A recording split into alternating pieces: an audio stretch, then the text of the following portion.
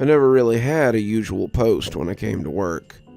Some people would come in and work the same dorm for months on end, but not me.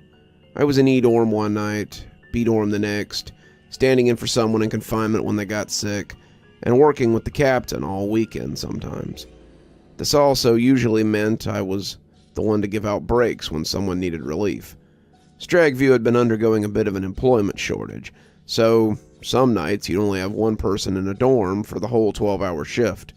Each dorm had a bathroom, each dorm had a microwave, but sometimes it's nice to go stretch your legs or have a smoke or get a snack out of the break room. So, when they put me as the captain second on the yard, I knew that would lead to me giving out breaks most every night of my career. Working with the captain likely sounds glamorous, but most of the time, you're just doing his paperwork, filling out his shift reports, or doing things like fence checks or perimeter inspections. It's pretty tedious most of the time, but it beats getting stuck in a dorm by yourself. Around midnight, I would start calling around to see who had single officers in the dorm and who needed a break. The answer was pretty much always the same, and I would end up giving 2 or 3 officers a short 15 to 20 minute break so they could get some food or have a cigarette. One officer in particular stood out among the rest. Cribbs had been at Stragview for a long time. He was 15 years deep on a 25-year journey to retirement, and everybody knew that he was a writer of sorts. All the dorms had computers, especially after the modernizing initiative last year, so my job also became secretly checking on browser histories while I was giving out breaks.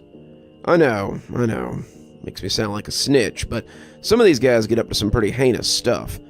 Most of it was just social media or the occasional illegal movie site, but some of these guys are looking up stuff on the work computer that I bet they'd never dream of looking up on something they paid money for. They rarely get fired for it, usually just written up, but Cribb's history was a little different than the rest. I gave him a break every night at 1 a.m., and he always said the same thing before lumbering out the back door of Echo Dorm. "Just gonna have a smoke. Be back in about 20 minutes. Then he was off, and I was stuck watching his sleeping charges for the next 20 minutes. I usually just found a book to read or waited until he got back, but after the captain had made me a snitch, I made a point of checking the browser history of the people who'd forgotten to log out of their computers. There was a bet that Cribbs was secretly into some weird stuff, but he only ever visited one website the whole time I did computer checks. He'd pull up Google Docs and go to the same Word document that he kept on there. That was fine, nothing against documents in the memo, and it wasn't very big anyway. I just figured he was typing up a story or something, and was content after that to crack open a paperback in the desk and lose myself in something interesting for 20 minutes. It went on like that for a couple of months, until I came to relieve him and got a look at what he was writing. I don't remember exactly what day it was, but must have been a weekend because some of the guys in the day room were still up when I came in to give a break. We'll let them watch TV till midnight on the weekends, and Cribbs explained that they were finishing up a movie before heading to bed. That was fine with me. Guy could run his dorm how he wanted to, as long as no one was getting up to nonsense. And I started looking for something to read in the desk as I heard the back door close behind me. Cribbs seemed to have turned in his loose books, however, because I couldn't find anything to read in the dorm. I was looking under the desk when I bashed my head on the underside of it accidentally, turning on the computer. Came up rubbing my noggin to find a document open and a story in the works. Some of you will say I was snooping, and that's fair, but I can assure you honestly that that was the first time, and it was an accident. I saw that he had a good little clip of a story written, and after scrolling to the start of the page, I started reading. I didn't have anything else to do after all, and hey, any port in a storm. She was fine stock, tall, dark, with a dancer's body and a doe's temperament. She may have seen him coming. She may not have, but he had been stalking her for months. He was watching her the night that she barely got her cab in time. He was watching the night she took a man home from the bar, a man who had unknowingly saved her life. He was patient, though, and he waited and watched for his opportunity. Unfortunately for her, he was watching on the night when she finally slipped up. She was walking home from work, the streets wet with an early rain. He had his hood up and his eyes on the prize. She may have seen him, she may have not, but when she increased her pace, so did he. Her heel broke at the corner of Merino and Dobb, and as her hand made a starfish against the bricks, the hunter moved up and made his play. His own hand fastened around the back of her neck as he shoved her unceremoniously into the alley. She was completely taken by surprise, falling into the trash-strewn darkness as she tried to get her wits about her. It was clear that this was something she was unused to, and that afternoon would be full of firsts for his prey. The look of terror on her face as she crawled away from him, that look of unsure horror, was the most sumptuous kind of supplication. It was the look a dog has when it doesn't know if the hand will hit or pet. It's the look of a wife who doesn't know if her husband will come home drunk and pass out or beat her to within an inch of her life. The hunter had no such quandaries, and as his knife slid free of its sheath, her only question seemed to find its answer. I heard the back door open and jumped guiltily. I scrolled down to the spot he had been at when I came in and quickly hit the key that would lock the screen. I managed to sit back as he came lumbering in, pretending I had been watching the movie that the inmates were finishing up, and he thanked me for the break. I went back to giving out breaks, but the story never really left my mind.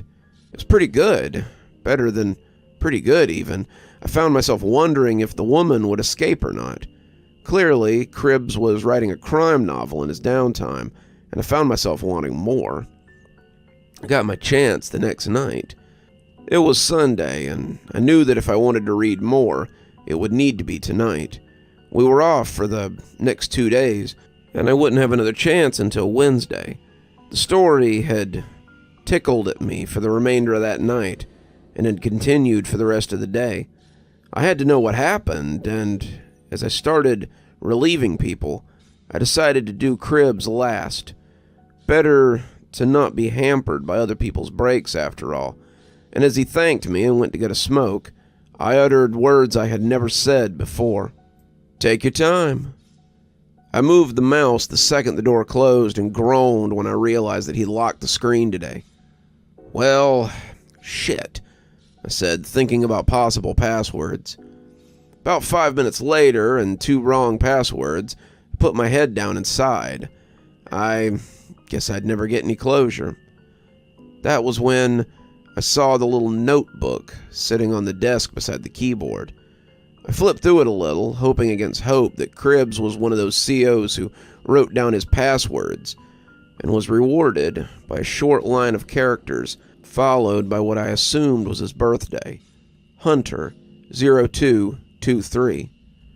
I clicked it in, hoping it was up to date so I didn't lock him out, and was rewarded as the screen came on.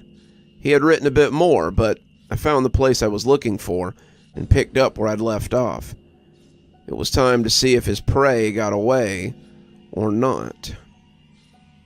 The hunter lunged, grinning as she staggered away with a high scream. No one would hear her, not with the late afternoon thunder rumbling in the distance. He would be free to get his work done. He stalked her until she collided with the big green dumpster at the end of the alley, and then his knife went about its business. The green cardigan she was wearing dappled red as the knife cut it, and she gasped like a seam letting loose. Her scream was wet as she tried to fight him off, but as the blade slid up, she was sliced from navel to breasts. She began to buck a little, her body going through its death throes as her blood spilled out. Her chest gaped when he finished his cut, and as her head dropped, the hunter began to slice her delicate skin. Her throat, her arms, her face, they were all sacrificed before his studied hand. They would call him a butcher and a monster in the paper, but his skill had come from years of butchering animals and the occasional visitor to his remote farm. When he had finished, he He slid the ring from her right hand and took it with him as a trophy, the hunter's calling card. I breathed out, a little off-put by the graphic display. I was no stranger to gore. In this line of work, you see a lot of blood and things you'd rather not. But this was something a little different. This was more like someone describing something they had witnessed, rather than being needlessly explicit. I was also wondering where the story was here. Was this some kind of mystery, a thriller? Surely it wasn't just a series of murders. Who would buy such a book? I heard the back door open and locked the screen again, making a mental note of the password. I would need it because that little taste had done nothing to dull my interest. After that, I fell into an easy rhythm of reading through the story a little at a time. If Cribbs ever noticed anything amiss, he never said anything about it. I remember wondering if he just really wanted someone to be as interested in his work as he was, and maybe he secretly liked having a fan. The more I read, though, the more I realized this was no normal story. It was like he was just writing out the murder scenes first, and maybe meant to add the cop chase later. Maybe those were the parts he liked the best or something. I didn't know, but every entry seemed to be the grisly description of a murder. There was no pattern to them, not really. They seemed to be set in the areas around Atlanta. One story had him killing a woman in Cummings as she waited for the bus. Another was a woman who was picked up while hitchhiking near Dahlonega, a waitress in Tiger, a woman in Buckhead, and several within the Atlanta area. The murders were all he wrote about, but God at the murders. They were always carried out with grisly precision, the hunter stalking his prey before finally striking. Sometimes he hunted them for a night. Sometimes they seemed to go on for months. But it seemed he always got them in the end. I expected every night to find the addition of a detective or a police officer or something, but it was just the continued story of this gory hunter. Then came the night that Cribbs didn't show up for work. This wasn't that uncommon for COs. Sometimes they just decide they're going to take a night off, but we were understaffed as it was, and being down a man meant that I had to go to his dorm for the evening. Captain Tyler was apologetic, but there really wasn't much he could do about it. He couldn't justify having 2 officers on the yard when he had one dorm without an officer in it, so he sent me to fill the spot. Think of it as a little break. You can hang out for the night, and hopefully Cribbs will be back tomorrow. So I went to sit in E-dorm for the night, to the general displeasure of the inmates. I fielded about 1,000,000 stupid questions about everything and anything. No, they could not go between dorms to see their friends. No, they could not volunteer in the kitchen. Kitchen duty was reserved for B-dorm inmates anyway. No, they could not have toiletries before the approved day of distribution. No, they could not stay up late on a Thursday. You would have thought it was my first day on the job, the way they thought they could get one over on me. And when they finally settled in for the night, I started looking for things to do. I had a couple of books, but none of them were really what I wanted to read.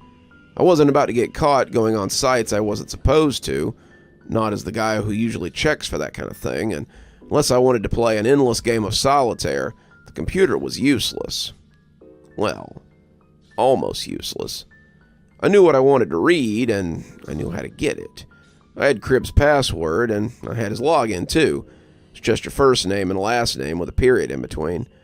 I didn't think it would alert the system if I logged into his account. Heck, most of the officers shared login credentials, whether they were supposed to or not, and it never flagged them. If questioned about it, I could just say I'd gotten locked out and logged into his to finish my logs. So I popped in his login info and went hunting. It appeared that while he was playing hooky, Cribbs was also updating his little story. It almost felt like he was updating it as I watched, and I scrolled to the top to see what he had written. The hunter's luck, it seemed, had run out. He had stalked too many in one area, and the hunter had finally become the hunted. Oh, but she had been worth the risk. She had once been the queen of stage, a beauty beyond compare, and from the moment he'd laid eyes on her, he knew that he must have her. She always moved in a pack, however, with admirers and hangers-on in plenty. He would need to separate her from her protectors, and that would require breaking his usual routine. He would need to hunt on a day that would normally be otherwise involved, and by nightfall, he was free and hunting his quarry. The place she had found was crowded, full of bodies just begging to be separated from life, but the hunter had his eyes on the prize. She moved like a glittering shadow, her every movement sending up dazzles of starlight. She was easy to track, and the hunter took his time as he waited for just the right moment. When she excused herself to go to the bathroom, he knew that the time was upon him. "Hey, guard." I ignored him for a minute, hoping that he would get the hint, but as he said it again, I turned a withering look on the inmate who had interrupted me. Can I get some soap?" "Why would you need soap at," I checked my watch, 1 a.m.? "Come on, man, just give me some. I'd suggest you get back to your bed before I make it my problem." He put his hands up and retreated back to his bunk, clearly not wanting trouble. 1 a.m., I thought. When had it gotten so late? I turned back to the story and kept reading. She was unsteady, not as graceful as she had been, and it made her easy to gain the advantage on.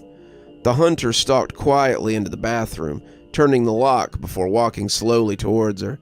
She had left the stall door open, unafraid of being attacked within her sanctuary, and as she did her business, he drew his knife and made ready. Someone pushed the door, but they stopped after a pair of hard shoves. He saw her legs stiffen as she heard the door being pushed, and when she asked if someone was there, he stepped into the doorway of the stall. His shadow fell across her, and as drunk as she was, she still tried to fight him off. He pushed her back and slipped his knife into her throat. Hot blood splashed across him as he sliced at her, and as her twitching stopped, he felt himself fall fully into his revelry. He cut her to ribbons, her skin peeled up in curls. She was more red than pink when he finished, but as he slipped the ring off her finger, he heard a yell from behind him. Someone had opened the door. One of the girl's friends had found them. The hunter pushed past her, running from the scene, but in vain. He had been spotted. I shivered a little, not sure what this was. Was this how the story ended? Did the hunter get caught in the end? The next few paragraphs were about how he had run away. He had fled through the dark city, the nightlife moving all around him, but when he had heard the sirens, he had known they were after him. What had followed was a foot pursuit through downtown Atlanta, dodging police and trying to get away. This was no easy feat with blood all over him, but he finally made his way to an abandoned apartment complex. The hunter sat on the roof of the apartment, watching the lights below as they cast a colorful barrage from the street. They were looking for him, and he knew that when they found him, he would have to fight or surrender. He could hear them, checking the floors below, moving slowly so they didn't miss anything. They would be on him before dawn, and he wasn't sure what to do. The hunter had been pursued, and his hunt, it seemed, was at an end. I'd scrolled to the next page before it came up short. That was it? There was nothing else?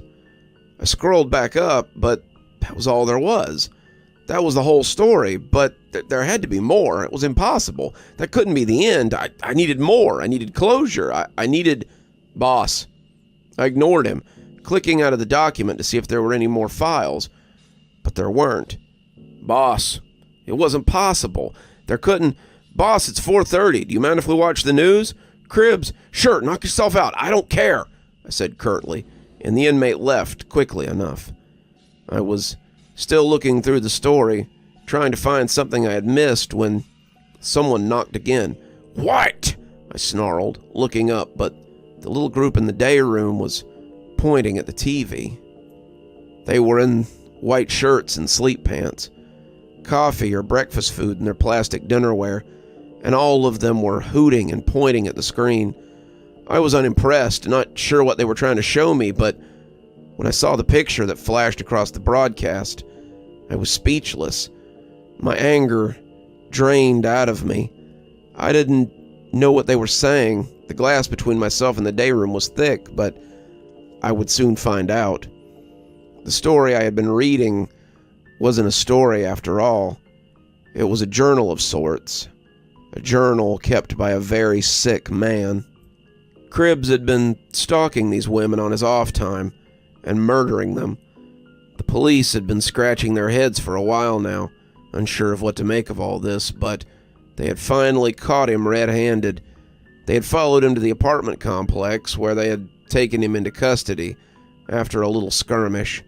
They had him for the murder of 7 women in town, and it was pretty clear that they would get him for the rest of them too. For my part, I turned the journal over to the police. I didn't know if it helped, but I can't imagine it hurt. I don't know what to make of this, but I'm a little more cautious about being nosy. You just never know what you might find when you go poking around where you aren't welcome. That was months ago, and as the trial wraps up, the word is that the warden has requested that Cribbs be sent here to serve his life sentence. I don't know how I feel about that, especially since I had to testify on the journal I had found, but I hope his murder story has come to an end at last.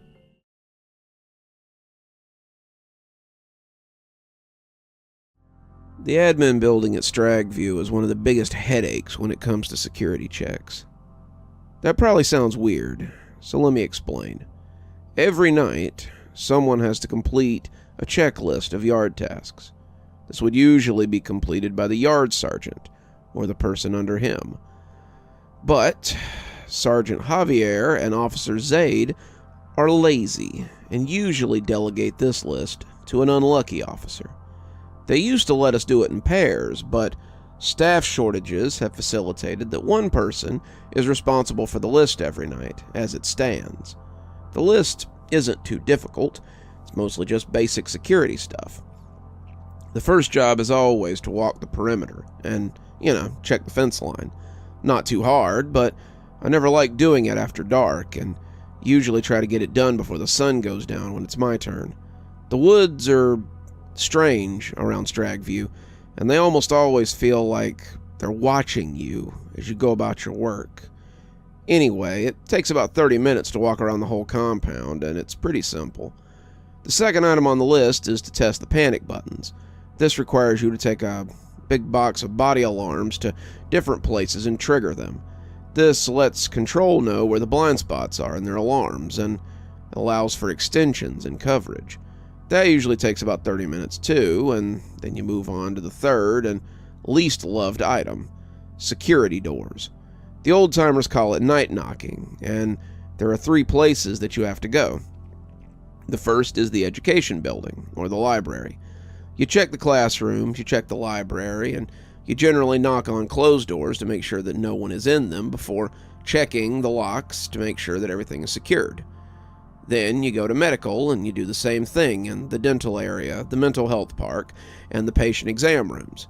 The teachers and the medical staff are usually gone by 5, but there are sometimes people who stay and need to be accounted for, so they don't get locked in for the night and panic. The last stop is the admin building, and it's by far the worst part of the trip. It isn't because it's particularly large or anything. The admin building is a cube with 6 offices on each hallway. The warden used to have an office here too, but he works and lives in the tower now, so his office went to one of the assistant wardens. Anyway, the problem is that once you get going, you have to go in a very particular direction, or the building will change on you. First time I did it, I went with Sergeant Forrest, and he said I should always be careful to follow the rules when doing the checks in the admin building. People had gone missing in there. People had gone into that building and come out days or years later, still thinking it's the very same night they went in, and he didn't want anything like that to happen to me.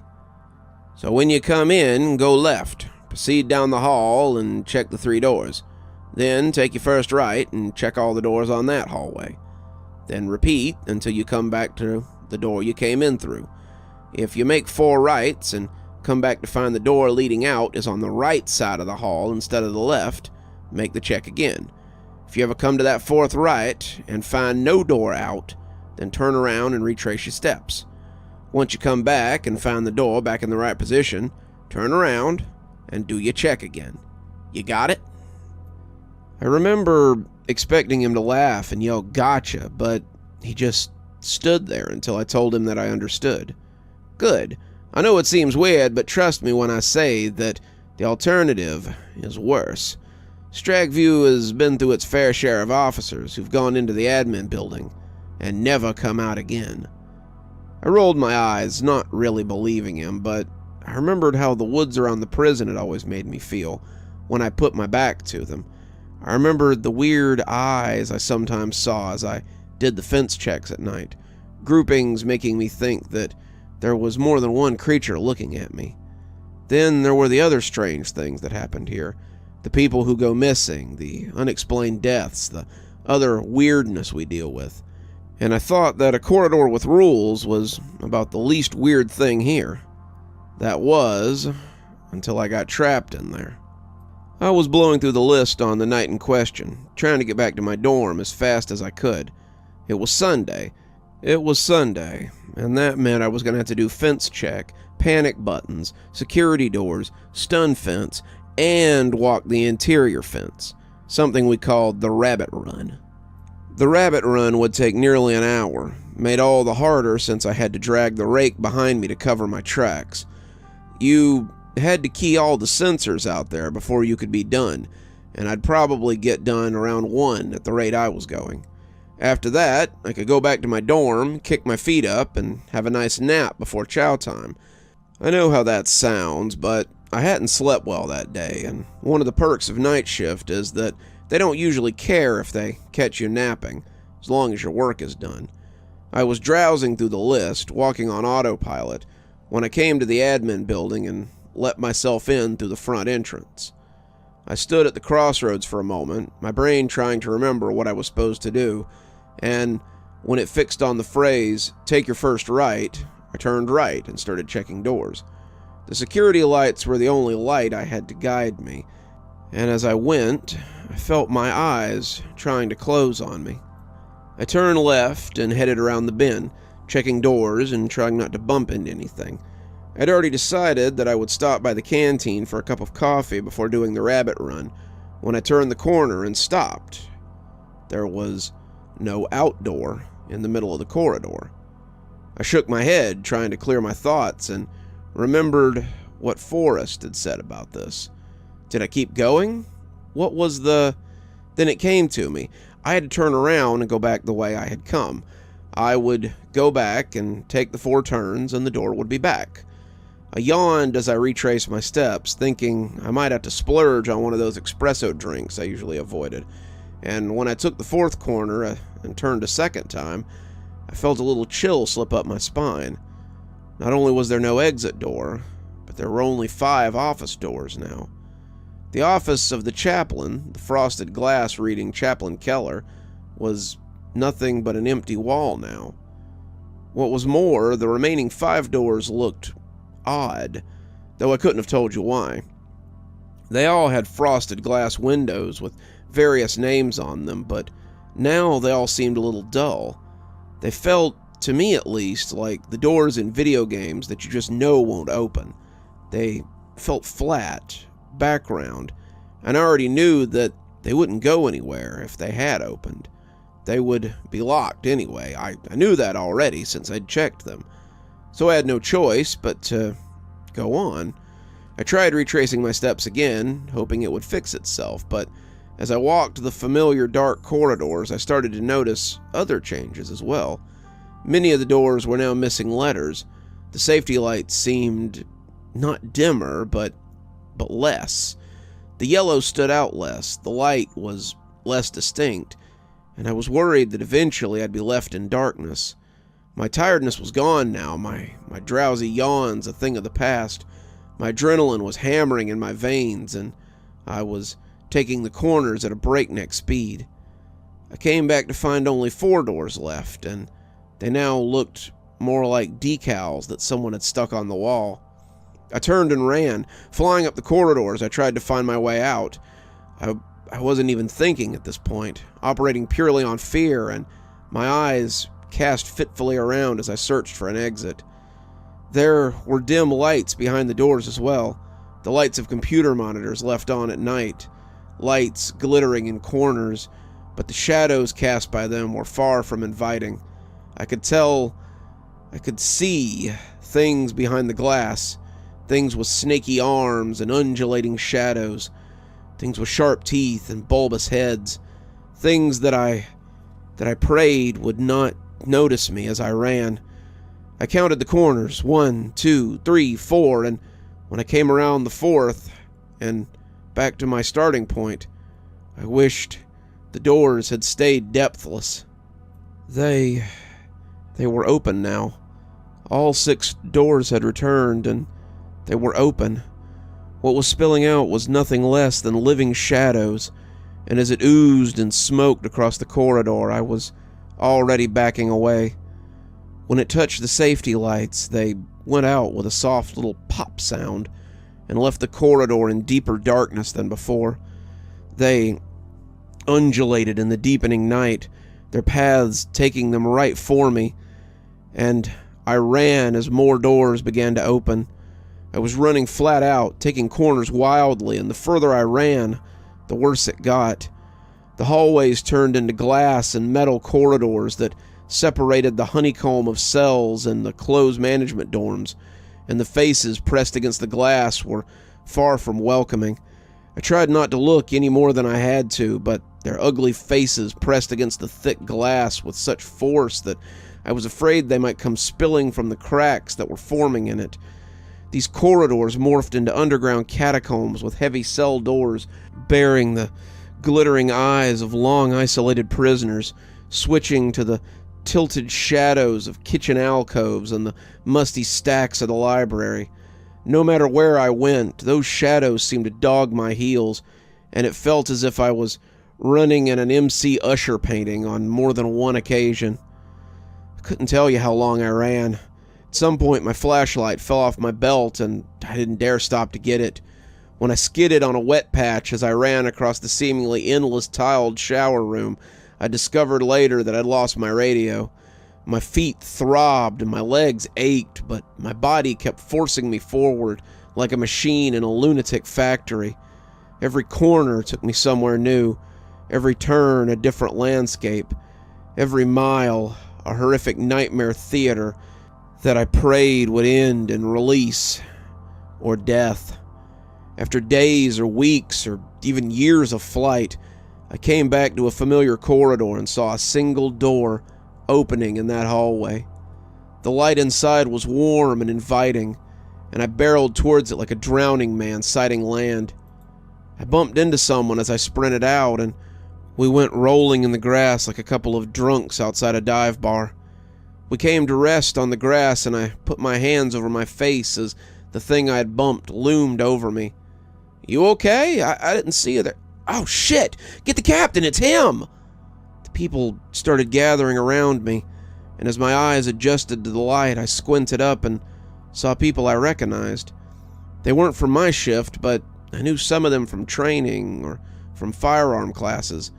They were trying to help me up, but my legs were done in.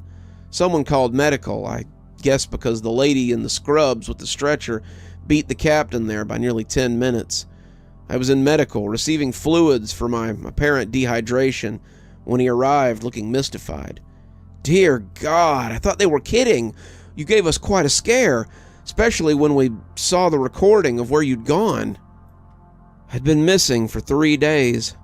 I walked into admin Sunday night at 9:48 and stumbled back out again at 1:30 in the afternoon on Wednesday. They'd searched the grounds, thinking I might have gotten hurt while doing checks, but once the security footage had been discovered, there was very little hope that I'd ever be found again. They can fire me if they want, but I don't think they will. Most of the old-timers understand what I went through, even if they've never experienced it themselves. I've gotten a lot of calls from people wishing me well and hoping for my speedy recovery so I can get back to shift. I'll have to go back to work, of that I'm certain, but I'll never step foot in that corridor again. I got lucky once. I'm not willing to gamble on it a second time.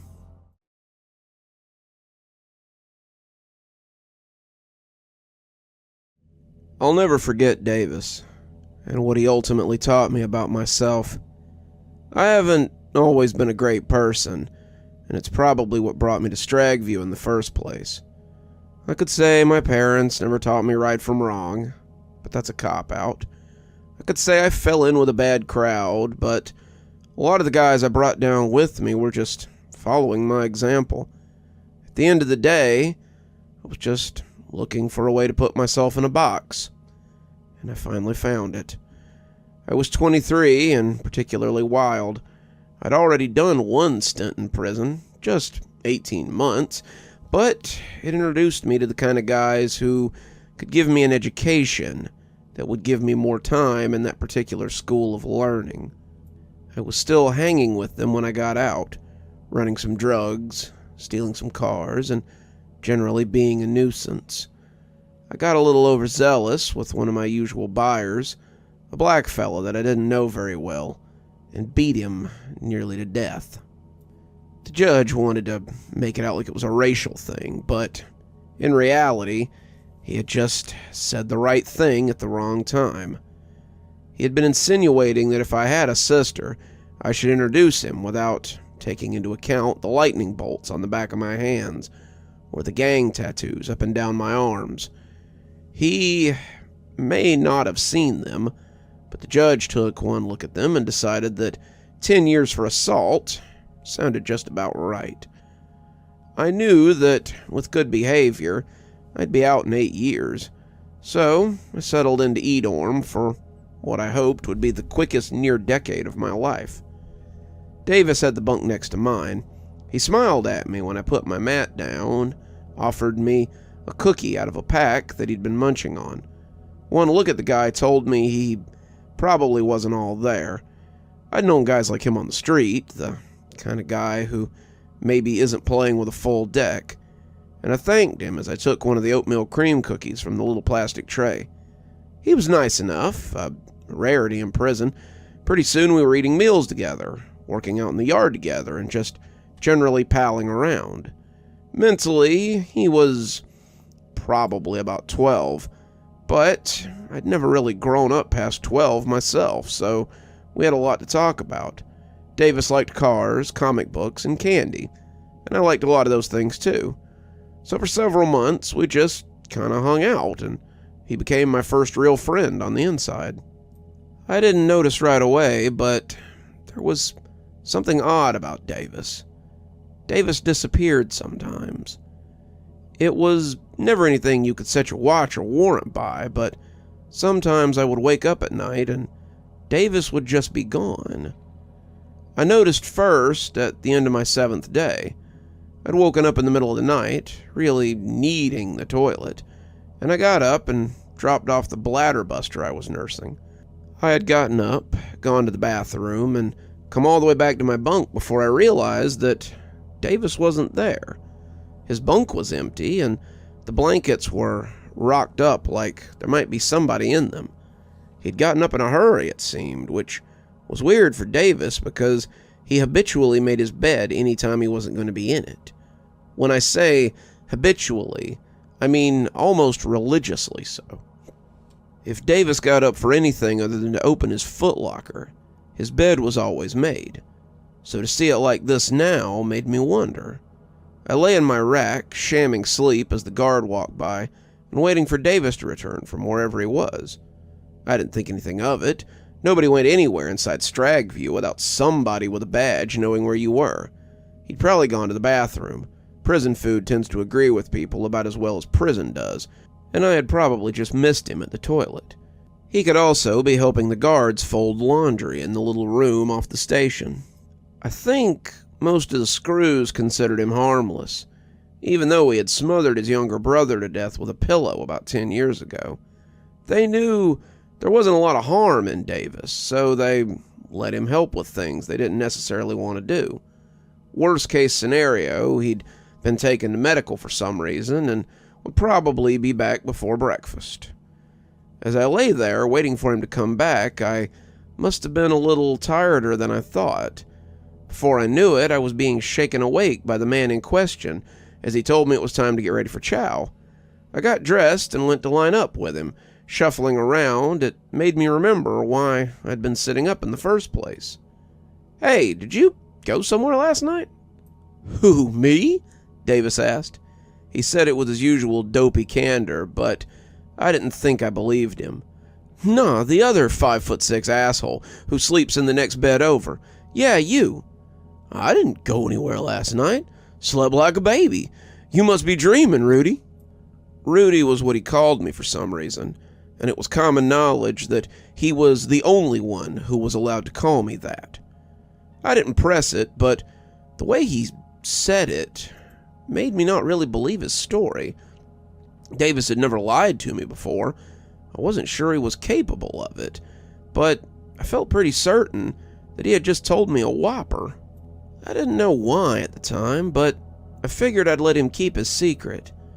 Davis didn't strike me as the kind of guy to find romance behind bars, but he'd been here for a decade, so I supposed that anything was possible. If he had stepped off to have himself a little night nudge, then that was no business of mine. I wasn't one of those gang-affiliated guys who would push your face in just because you get your fun on the wrong side of the sheets, and I assumed that when Davis felt comfortable, he'd tell me about it. I kept a close eye on him after that, though, and began to notice that Davis disappeared more than I had noticed. I had GED classes on Tuesday and Thursday, but when one of them had gotten out early, I came back to find that Davis was nowhere to be found. I worked in laundry sometimes, but when the big old industrial dryer broke and they sent us back early one day, I again noticed that Davis was nowhere to be found. When I asked around, no one seemed to know where he was either. Davis was kind of a big guy, soft-bodied and bald-headed, kind of looked like Uncle Fester on a good mood, and the idea that he could hide in plain sight in a dorm of less than 100 people was outrageous.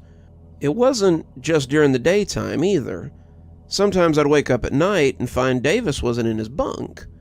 Again, I thought he might have a little boyfriend or something, but one time after checking the dorm, I realized he wasn't anywhere. Davis, it seemed, was just kind of gone, and I had no clue where he'd gotten off to. After 3 months of living in the dorm, I decided I needed to find answers. One night, as I lay pretending to sleep after lights out, I heard Davis slip quietly out of bed and open his footlocker. He rifled through the things inside and must have found what he was after pretty quick. He closed it back, and I could almost hear him crouch down a little as he started making his way towards the far end of the dorm. I gave him a little head start, no more than about 5 seconds, and rolled quietly out of my bunk. I looked over at the officer's station, seeing only one of them up there and fully immersed in a book at that, and I went in the direction that I'd heard Davis going. The room was a mass of snoring forms and sleeping bodies, but I felt sure that Davis was heading for the area towards the back. There were a pair of bunk beds back there, a pair of bunk beds that had become rusted out and were no longer used. The guards kept talking about having them removed, but they had those big old concrete screws in them that were damn near impossible to get out once you put them in. It was where people sometimes went to smoke or gamble or settle fights because it was easy to wall off with blankets or a couple of guys standing close together. I thought I saw him back there for a second, but as I got close, I realized it was just a blanket that someone had put up to cover the entrance of the bunk. I pulled it aside, expecting to see him in the embrace of a lover or something, but there was no one there. The whole bunk was completely empty. Not a trace of anyone. Somebody whispered at me angrily, telling me to get back to my rack after lights out, and I went back willingly enough. I must have been mistaken about where he was going. I did, however, decide that I was going to wait up for him and have him tell me what was going on. A man was entitled to a secret or two, but this mystery was just too juicy not to get the answer to. I lay there under my blankets, wide awake and pretending to sleep any time a guard walked his path. I was not going to fall asleep this time and ruin my chances of figuring out where my buddy was going. Worst case scenario, I thought, I'd find out he was holding someone's pocket, as the others like to joke. It could be quite a bit worse than that, I further supposed, but Davis wasn't the type to gamble or indulge in any of the more dangerous drugs that floated around the prison. He was a good Christian who didn't believe in gambling, and it often got him into fights when he said as much to the people who did.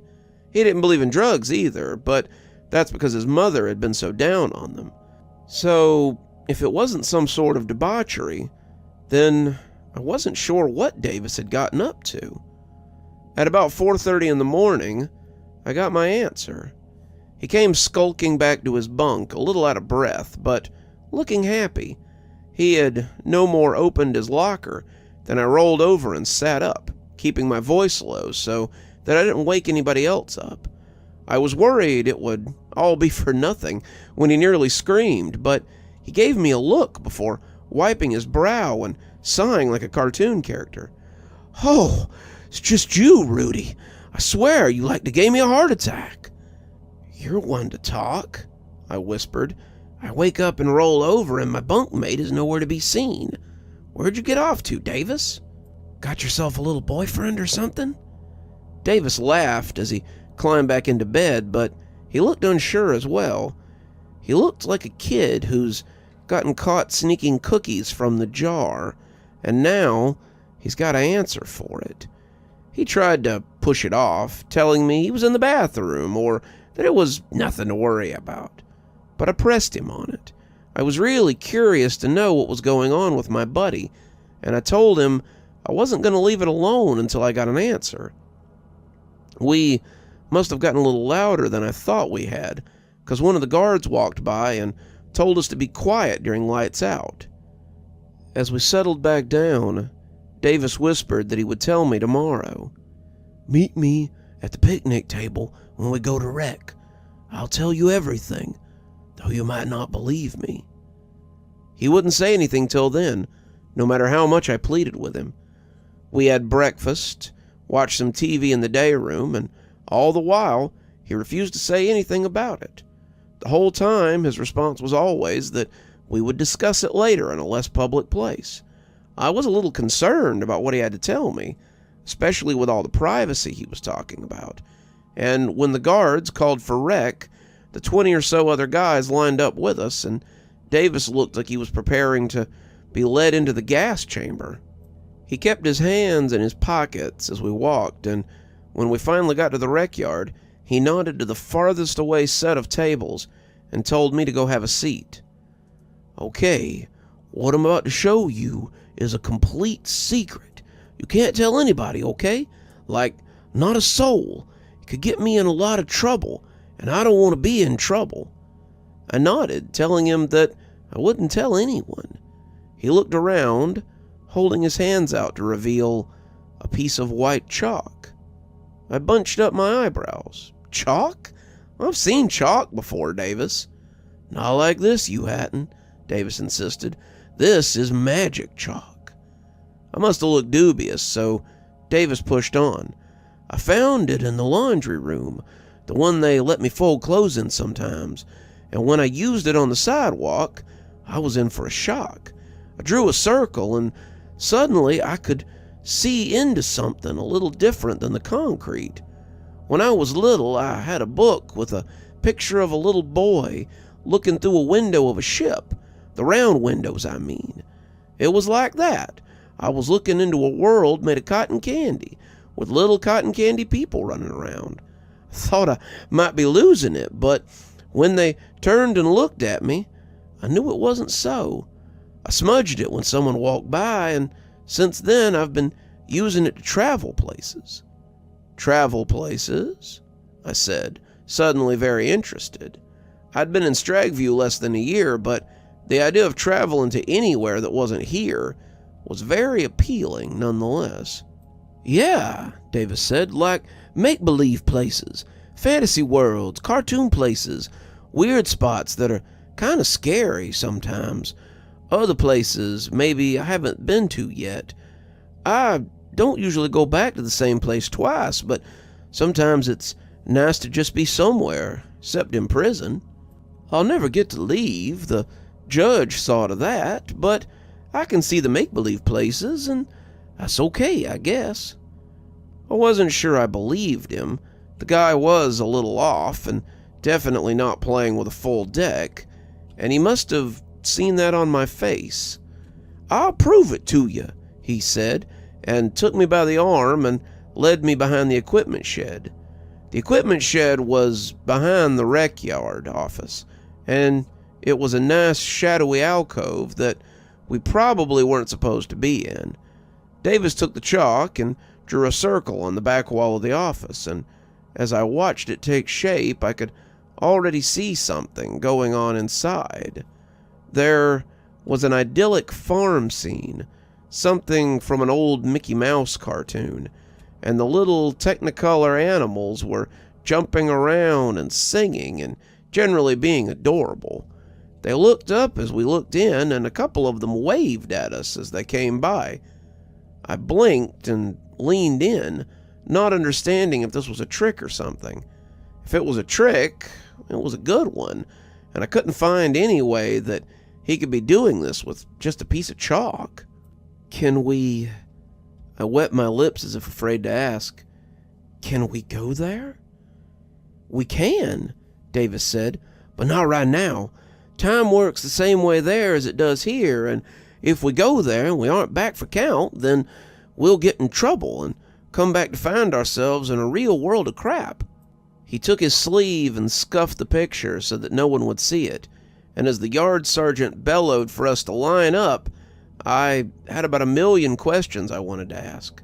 "So why would you bother coming back here if you could go there?" Davis smiled, apparently glad to have someone to share the secret with. "Where would I go? This is my punishment, but I don't think anyone would mind if I took a break every now and again." I laughed, maybe a little condescendingly. "But Davis, you don't have to stay here if you can get out with that piece of chalk. You can be free to go wherever you want."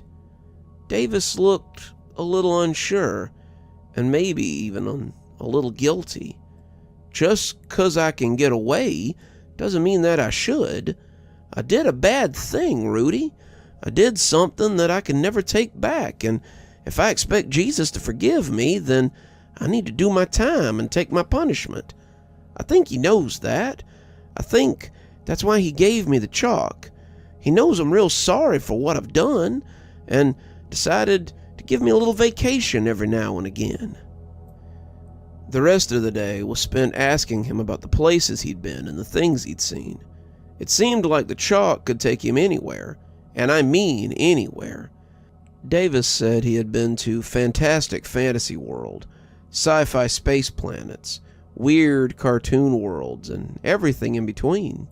He'd done some pretty amazing things and gone on some pretty incredible adventures, but he was always careful not to stay for too long so that he wouldn't be missed.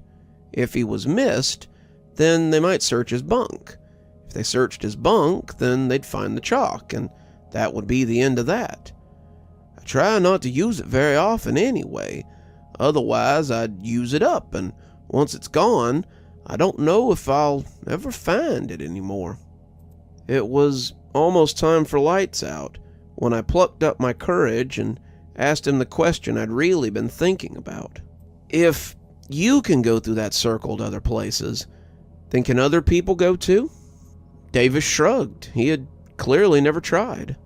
Would you mind if I went with you next time?" Davis thought about it and finally agreed. He said, however, that there were rules that I would have to follow if I wanted to go with him. "When I say it's time to go, then it's time to go. If we get back late, we'll get in trouble. Then the jig's up. Be careful with what you do, 'cause the things in these other worlds can hurt you, and you can hurt them. Don't bring anything back with you, 'cause it might get you in trouble if they find it. Lastly, don't try staying there after I leave, 'cause that could be real bad. I don't know if I could find you again if you got lost, and I'm not sure you wouldn't just stop existing after I left." I agreed. not really knowing what I was agreeing to when I did. And that night, we decided to give it a try. After lights out, we snuck out of our racks and went to the abandoned spot towards the back of the dorm. Davis took out his chalk, and as I played lookout, he drew a circle and told me to come on. As we stepped inside, I became aware that not only could I pass inside that thing, but that he had been right about it being real. We stepped into a Technicolor cartoon world full of dancing animals and singing flowers. The whole thing looked like a drug trip, and as I looked on in astonishment, he took me by the arm and pulled me in. It was the craziest thing I'd ever seen, and we spent the next 3 hours just kind of exploring. We were always careful to stay where we could see the portal, not sure if drawing a different one would bring us out somewhere else. We ate some of the fruit we found there, and talked to some of the animals, played some games, and generally had fun. When Davis said it was time to go, I started to argue with him, but remembered the rules and bid farewell to my new friends. We came back in just as the lights were coming on, and that was how we ended our first trip together. After that, we traveled about once or twice a month. I wanted to go more, but Davis said that the chalk needed to be saved for special occasions. If we used it too much, we would run out. If we used it too often, the guards might start to notice when we were gone, and then they would take the chalk once they found it. He suspected that some of them might know what it could do, and if they discovered that he had it, he could be in a lot of trouble. Either way, he told me he could only use it twice a month, and that was that. In most things, David was very placid, downright mousy, but in the matter of the chalk, he was very serious. He seemed to understand that he had something special here, and he didn't want to lose it until he absolutely had to. It makes me feel downright bad to think about it now, given how it would all end. It still mystifies me that Davis would choose to stay in prison when he had a means of escape. I knew personally that if I had some kind of way to get out, I'd never come back. We were sitting in one of those weird fantasy worlds, eating apples about the size of your head, when I brought it up to him and asked him very leading questions that I was hoping would make him want to stay in a place like this. Davis was a good friend, maybe one of the best friends I'd ever had, all told, but every time we traveled, it was a little harder for me to want to come back. I had what my grandpa would have called the itch, and the desire to scratch it was nearly insatiable. "I still don't understand why you don't just leave," I asked him. Davis swallowed his bite of apple and looked at me funny. "'Cause the judge told me I had a life sentence for killing my brother. I can't leave. Wouldn't be right." "Yeah, but I don't think magic chalk figured into his equation when he was passing down that sentence, buddy. You don't have to stay in prison. You've been handed a golden opportunity. I just don't see why you don't take it. I would." Davis got a funny look on his face. He took another bite and chewed before he answered. "Maybe that's the difference between you and me, Rudy. I acted in haste and regretted it ever since. I can't say I was young and didn't know any better. I was 17. I knew very well what would happen if I put that pillow over his face. I could blame my mental disability. The lawyer sure wanted to, but that's just a cop-out. My parents had taught me right and wrong, and God knew I'd been to church enough to know what murder was and that it was wrong. I simply couldn't stand playing second fiddle to that squalling little baby anymore, and now I have to pay for that. It's unlikely I'll ever see the kingdom of heaven, but my only chance is to try and atone for what I've done, and hope the good Lord has forgived me when it's my time." We talked about it a little more, but it all came back to the fact that Davis wasn't going to escape with his conscience uncleared. When I asked him why I couldn't escape, he seemed even more afraid. "If you stayed here and something happened to you, then God would be even angrier at me. What if I left you and something killed you? What if I left you and everything just went away? I can't risk that, and I like you a lot, Rudy. I don't want anything to happen to you on general principle. You're a good friend, and the only one I've ever felt comfortable sharing this with. I should have left it alone after that, but I didn't. We argued about it for a little while longer, our debate becoming a full-fledged shouting match. It ended when Davis grabbed me by the arm and said we were leaving. I tried to pull away from him, but the kid was stronger than I thought. He drugged me with an iron grip, and when he shoved me through the multicolored portal, I stumbled back into the quad, ready to jump back through. He was already wiping it away with a blanket, though, putting the chalk in his pocket and glowering at me. I don't want to hear about it anymore, he said quietly, as people began to stir around us. You agreed to follow the rules, and if you can't, then you aren't going anywhere anymore. I watched him stomp back to his bunk, realizing that my traveling days might be over. Unfortunately for Davis, the itch refused to go unscratched. Davis didn't ask me to travel after that. To his credit, he didn't travel after that either. He just sat there solidly, shooting me dark looks for the next couple of weeks, as if all this was my fault.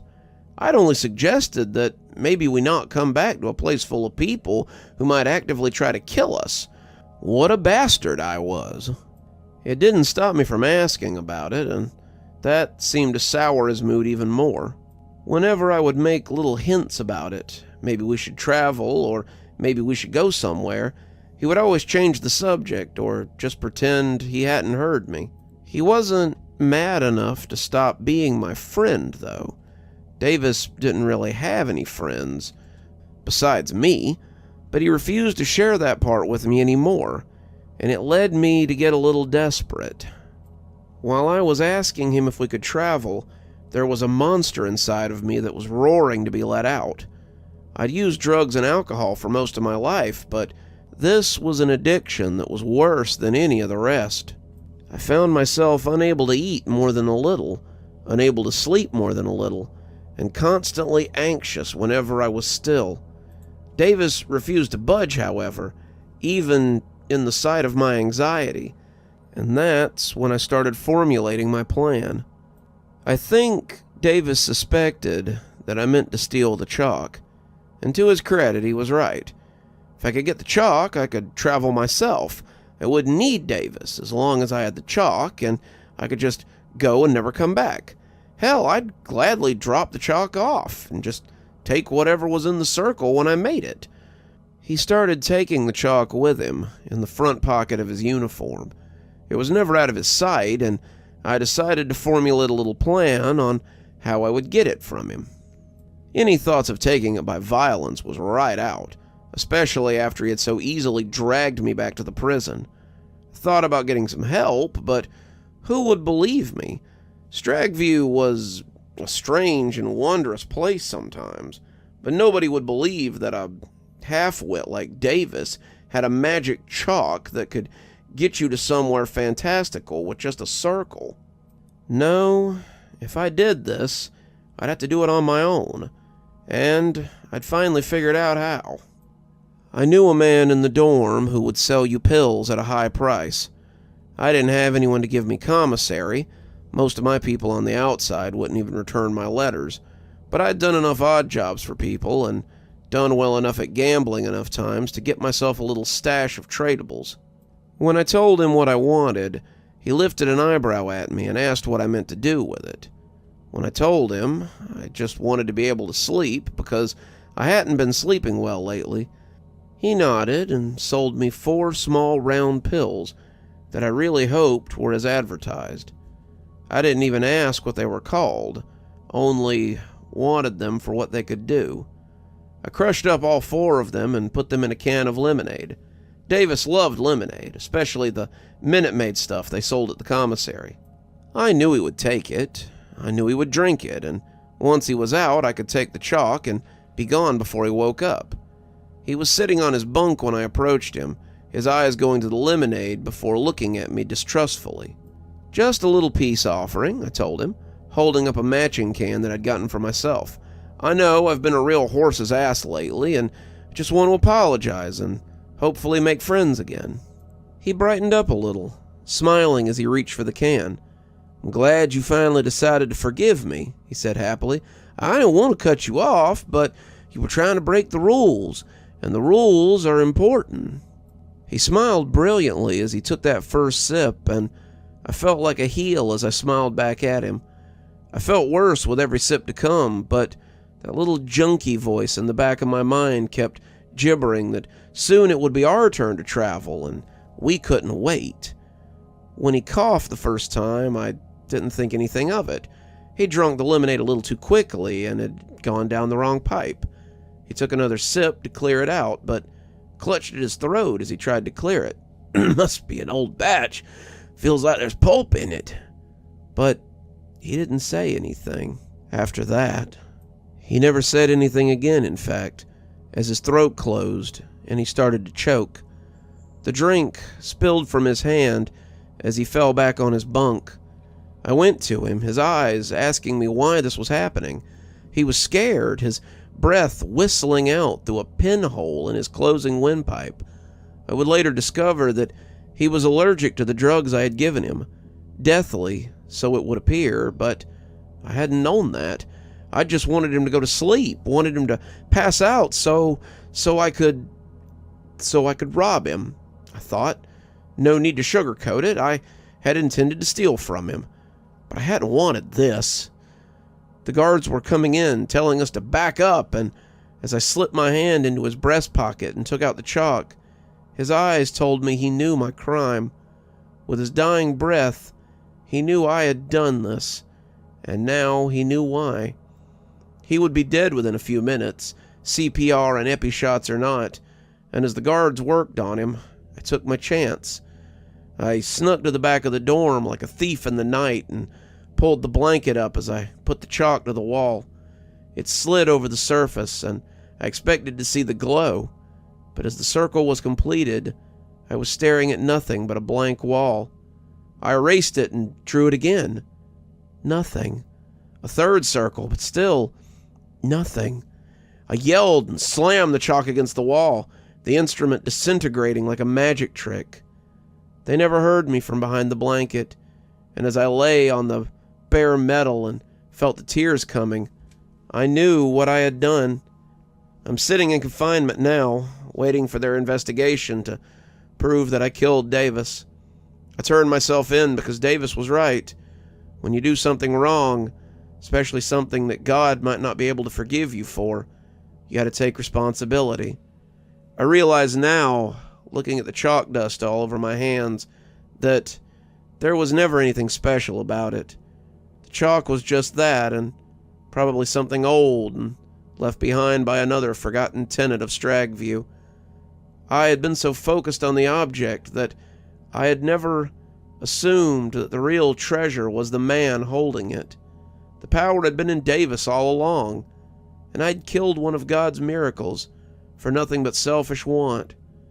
I imagine I'll be here a lot longer than a decade now. I deserve to be here longer than that for what I did to the only real friend I've ever had.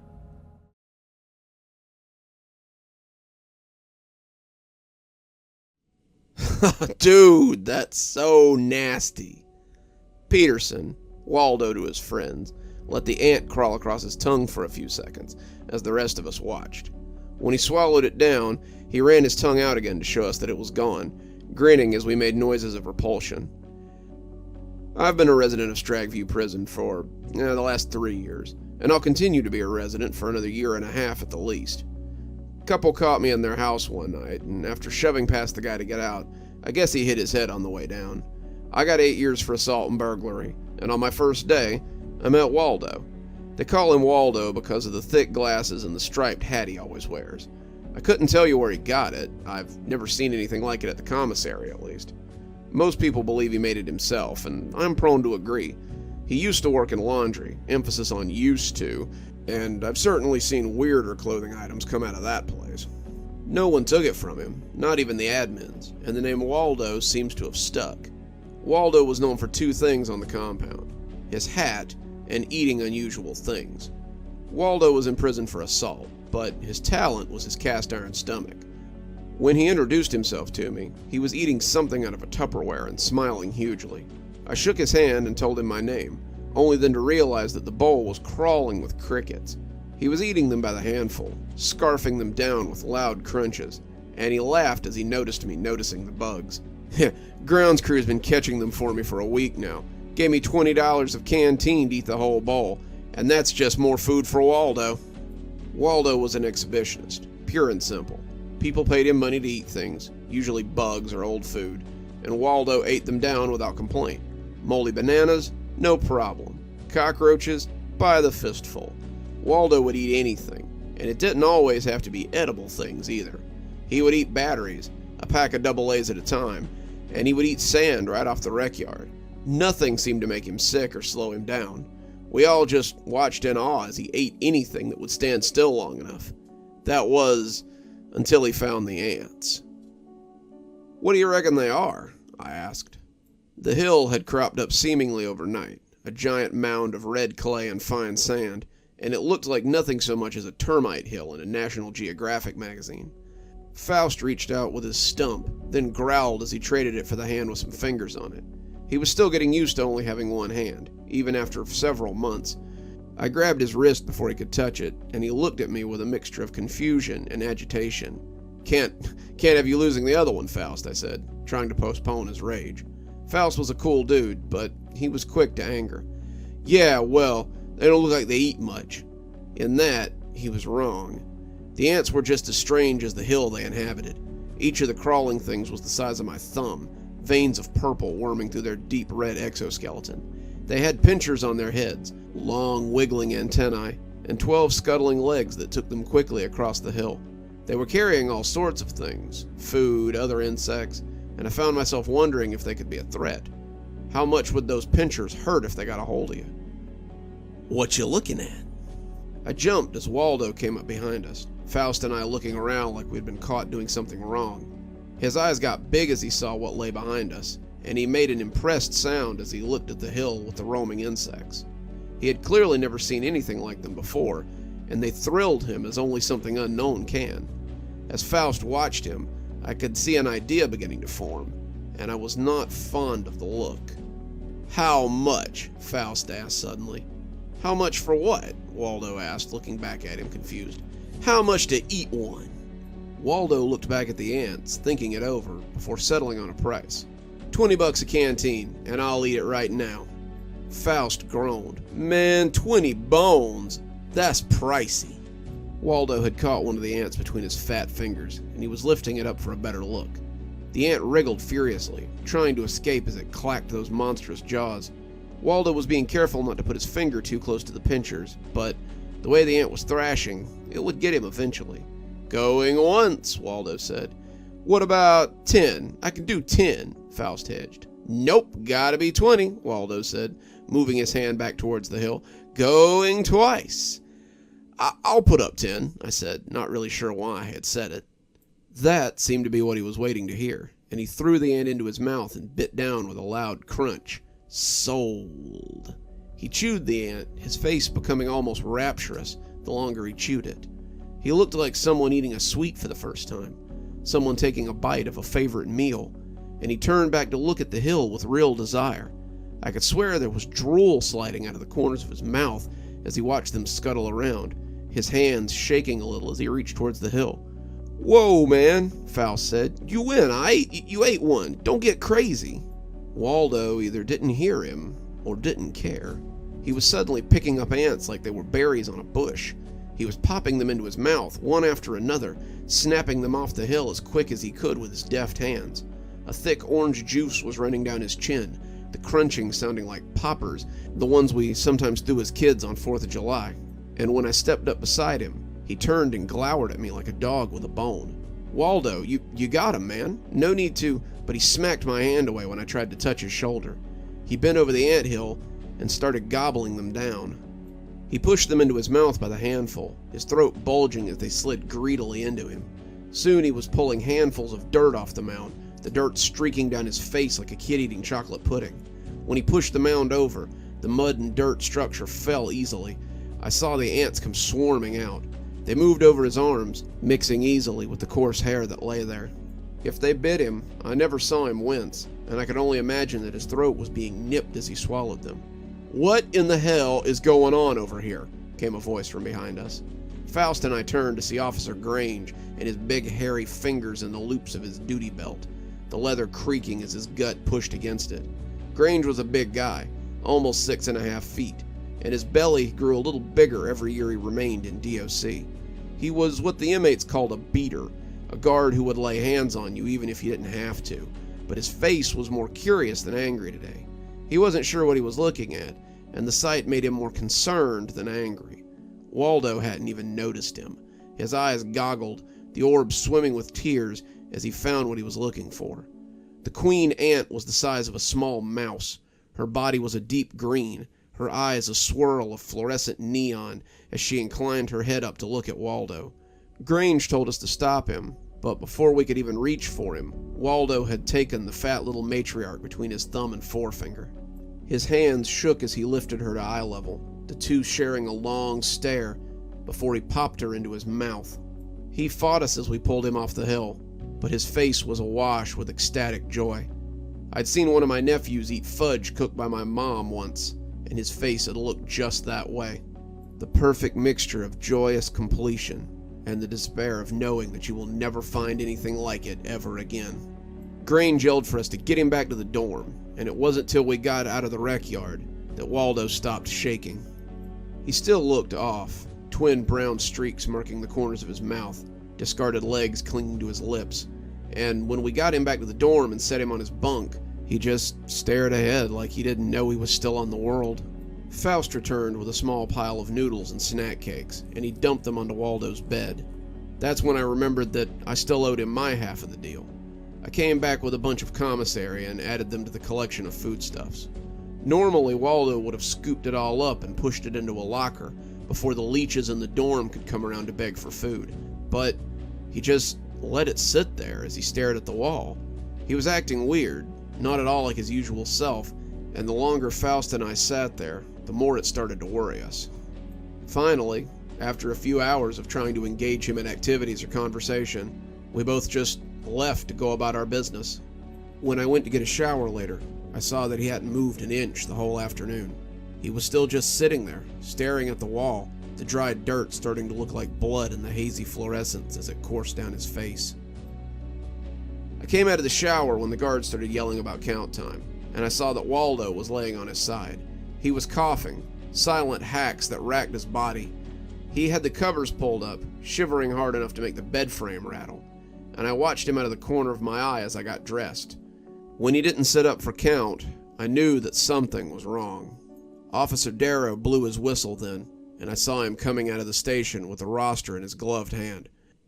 "All right, get your IDs out and sit up for count." He had taken only a few steps when his keen eyes fixated on the prone form of Waldo. He didn't go right for him.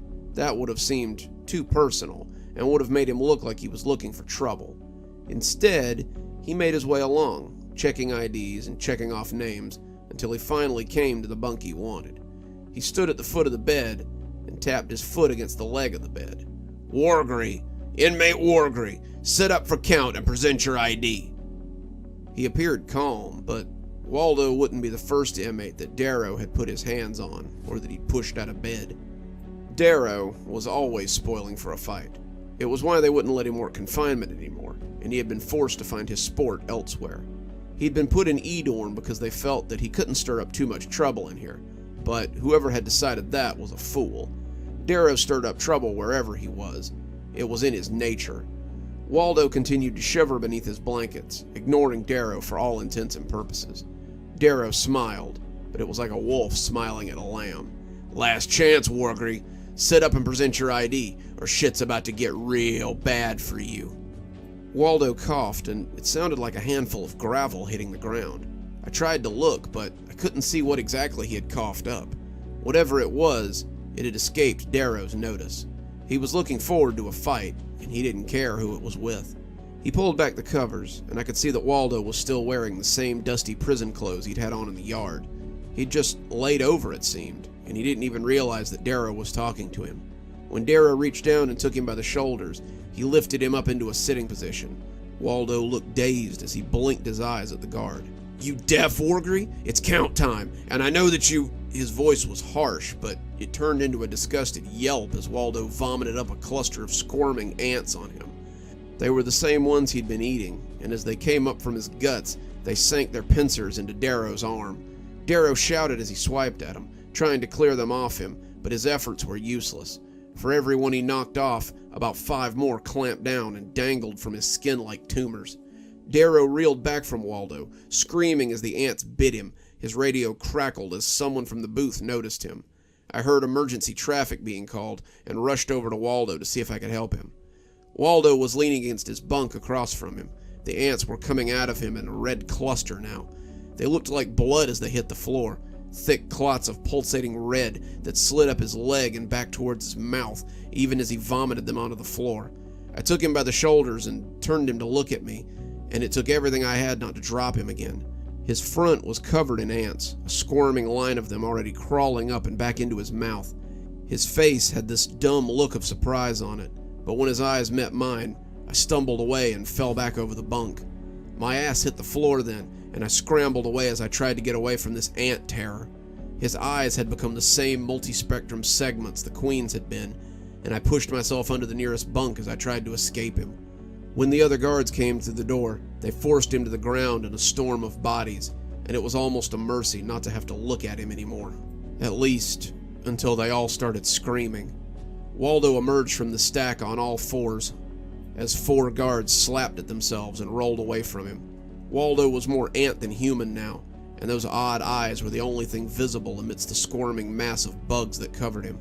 He was little more than a writhing mass of red flesh, small oceans with their own tidal poles as they boiled over his body. I watched as his hat emerged from the top, and it was the only real way to still identify him. One of the guards tried to gas Waldo, his can jittering as the ants snapped at him, and they parted as the chemical arced across him. I could see a swath of red flesh beneath before they closed ranks again. Waldo was gone, it seemed, and whether he was controlling the ants or they were controlling him, it didn't really matter anymore. They were one creature, and their symbiosis seemed permanent. At least, until Captain Hulk and his security detail came through the door. That was when Sergeant Moore hit Waldo with his taser. The 3-person group stood stunned by what they were seeing, and Moore's shot was likely just panic fire. The prongs hit Waldo square in the chest, the electricity sizzling up the lines as it made the ant flesh crackle and dance. Something screamed from deep within the ant mound, and I realized that Waldo was still under there somewhere. As Moore kept squeezing the trigger, Sergeant Dace drew his own taser and shot the mound of ants as well. The combined streams made the creature buck and waver, and when the ants fell off of him, it was like hail hitting the ground. Waldo fell amongst them, crushing most of them, and lay twitching as the captain and his sergeants moved in to assess the damage. It was a real shit show, but they managed to get it all covered up. The guards who had been hurt ended up going to the hospital. Many of them had been bit over 50% of their bodies, and I heard a couple of them almost died. I never saw Waldo again after that night. They took him out in cuffs, but it looked like they were heading to the rec field rather than medical. I remember seeing Waldo look back at me, his weird segmented eyes staring sadly back at the faces clustered against the windows, and I wondered if it might not have been kinder to just let him die. I never saw another one of those weird anthills either, but the rec yard was closed for 2 weeks after that while they tore up the grass and dumped pesticide by the truckload. Stragview, I've come to learn over the years, has a lot of strange stories like this one. From the rats to the ghosts to the strange creatures that inhabit the shadows of this place, Stragview is a place outside of time and space. I only have a year left in this place, and I pray I'll be allowed to leave. I wonder if anyone is truly allowed to leave Stragview once it's got its claws into them.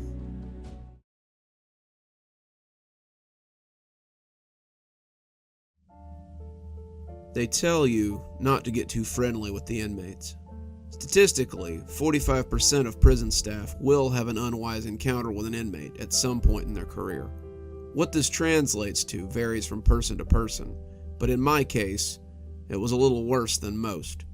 I lost it all, and all because I talked a little too much with an inmate. "Morning, Sarge." That was inmate Howard's usual greeting. He'd been in maximum security for as long as I could remember. He'd been sentenced to life in prison for a string of murders he'd committed against women. He'd gotten himself a cell in maximum security because he'd killed at least 3 roommates. Now he was housed alone, got his meals in a styrofoam tray, and only got rec once a week, and only then under the closest of scrutiny. If ever oh ever there was a bad guy in prison, it was inmate Howard. That being said, I'd never had any trouble out of him. He was always polite. He never sat at the door and ogled nurses when they came to pass meds. He never kicked the door or threw his shit, and was generally well behaved as far as inmates go. He read a lot, never really talked to anyone, and mostly kept to himself. He didn't even really speak to the other COs, except for me.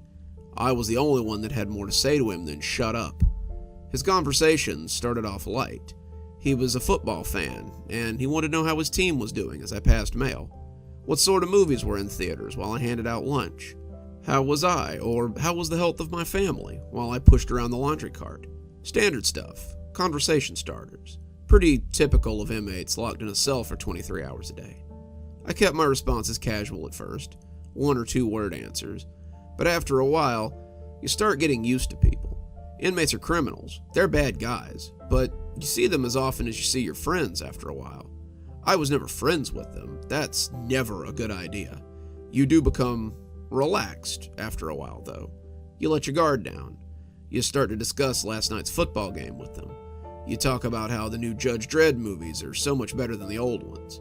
You ask them about their families, and you tell them a little bit about yours. You start to look at them like animals in a zoo. The animals are behind bars and thus no threat to you. You get relaxed. You get comfortable looking and stepping a little closer to the bars than you usually would. You forget that the animals still have claws and horns and teeth. You forget that the animals are still animals. I was sitting at his cell one afternoon, sorting mail and passing a word, when he suddenly told me something that made me look up from my mail sack. I'd gotten comfortable enough talking with him and made a habit of it almost every afternoon. I never spent long out there, just a few minutes of conversation, and we usually talked about the sort of thing he could learn about if he took the time. We had just finished talking about the Cowboys, a team we both liked, and their miserable loss last weekend, when he suddenly asked me if I believed in God. I rolled my eyes, expecting a jailhouse sermon. "My God, Howard, don't tell me how you found Jesus in this hellish place." "Nope, not sure he even exists. Don't see how he could if he'd give a man like me this condition." "Condition? Your condition came from murdering all those women. I don't think Jesus had much to do with that, Howard." "No, not that condition." He paused, looking around conspiratorially. "Sarge, if I tell you something, will you promise not to tell anyone else?" I perked my ears up. It wasn't uncommon to get a cell-side confession from some of these guys. They were hard to a point, but eventually their crimes began to weigh on them at night. So they tell some officer their sins so he can go tell the captain, and he can tell the warden so he can tell the families of the victims, and the victims can get some closure. I didn't know if that's what this was, but I was curious nonetheless. "Sure, I promise." He leaned against the glass and whispered into the little ventilator grate, "I can't die." I laughed. I couldn't help it. "Yeah, good thing they gave you life then. Not being able to die would put a real damper on a death sentence." He looked at me through the glass, and I could tell that he was absolutely serious. I gave him a stern look. "There is no way. Get the hell out of here. No one is immune to death, Howard." Howard stepped back into his cell and seemed to ignore me. He sat on his bunk and stared at the floor, and I kept passing mail. There was no way. This was a classic inmate game of see if I can get one over on the CO. Once I bought it, he'd laugh and tell the quad how he'd got me, and they'd all laugh at me too. When I finished his quad, I looked back at his cell, and he was standing at the door again. Howard was wearing the same determined look that I'd seen earlier, and for a moment, I wanted to talk to him and clear things up. If he hurt himself because of this, I could get into some real trouble. I put it out of my mind, though, and went about my routine. It was almost time to leave, and I wanted to be out of the door when 6 o'clock rolled around. Howard didn't bring it up again until the next day. I came around with the lunch trays and noticed that he was standing in the back of his cell. He was naked from the waist up, his chest a tapestry of scars and mostly healed burns, and he was pressing a shank to the spot where his heart should be. I scrambled for my keys as I fumbled for my gas, intending to spray him before he could stab himself. Before I could get the flap open, he had already plunged the knife in. He backed into the wall, his knees giving way as his blood pumped out of his chest. I felt my numb fingers reaching for my radio to call for help. I had just drawn it to my mouth when he hit the door, the hole in his chest already closing, and drug the wet knife across the glass. "Believe me now?" he said, his voice completely even. The radio buzzed to life. Whoever was in the booth must have noticed me hit the door and thought something was going on. I keyed up the radio and told him that everything was okay as I watched the knife slide out from under the cell door and bump my foot. Howard stepped back, hands raised, a big grin on his face like a magician at the end of a particularly good trick. I still insisted that he go to medical. I told them that he had told me about a bad nosebleed, and when the captain saw how much blood was in his cell, he agreed. We shackled him, cuffed him, and took him down the path to medical, his chest and pants awash with blood. I agreed to sit with him in medical, and after the nurse looked him over, we sat in the exam room and waited to be released. That was where he told me the whole story. When I was 6, Dad came home drunk and broke my neck during a beating. I thought I was dead, lying on the floor while Mom screamed between punches, waiting to float off to wherever came next. When I didn't die, I realized that my neck wasn't broken. It had been. I knew it had been, but it wasn't anymore. My mother cried over me, tears streaming out of her raccoon eyes, and that was when I realized that I was different. When I was 16, a cop shot me 3 times in the chest during a robbery. I spent 3 years in juvie, but I was also deemed a medical miracle. I've been stabbed, burned, shot, thrown out of and off of things, and I always come back just fine. I listened to his story, unsure I would believe it if I hadn't seen it with my own eyes. That's why I wanted to tell you about it, Sarge. When my dad broke my neck, it was 1901. Dad was a coal miner, Mom was a homemaker, and I've seen the rise and fall of a century. I've looked 30 since I was 20, and I'll go right on looking 30 forever if I choose to. The thing is, I'm tired of living. It's a curse to live this long, especially here, and I want to die. There's only one way I can do it, though. He leaned in close, his chains clinking as they kept him strapped to the bed. I have to give this power to someone. I leaned away from him, his breath reeking of unbrushed teeth. "And you want to give it to me?" I said dubiously. "You're always one of the good ones, Sarge. You treat us fairly, like people, and that means something to us. I want you to have this curse. Maybe you can do more with it than I could." I'd be a liar if I said the idea of living forever didn't appeal to me. Having unlimited time to pursue the things I loved, not having to worry about time getting away from me, being able to enjoy life until I was ready for it to end. The word curse kept rattling around in my brain, but I honestly was having trouble seeing it as a curse. As I lay next to my wife that night, I imagined outliving her and our son. Maybe that was the curse. Maybe Howard had watched the people he loved die over the years. Maybe that was the terrible part.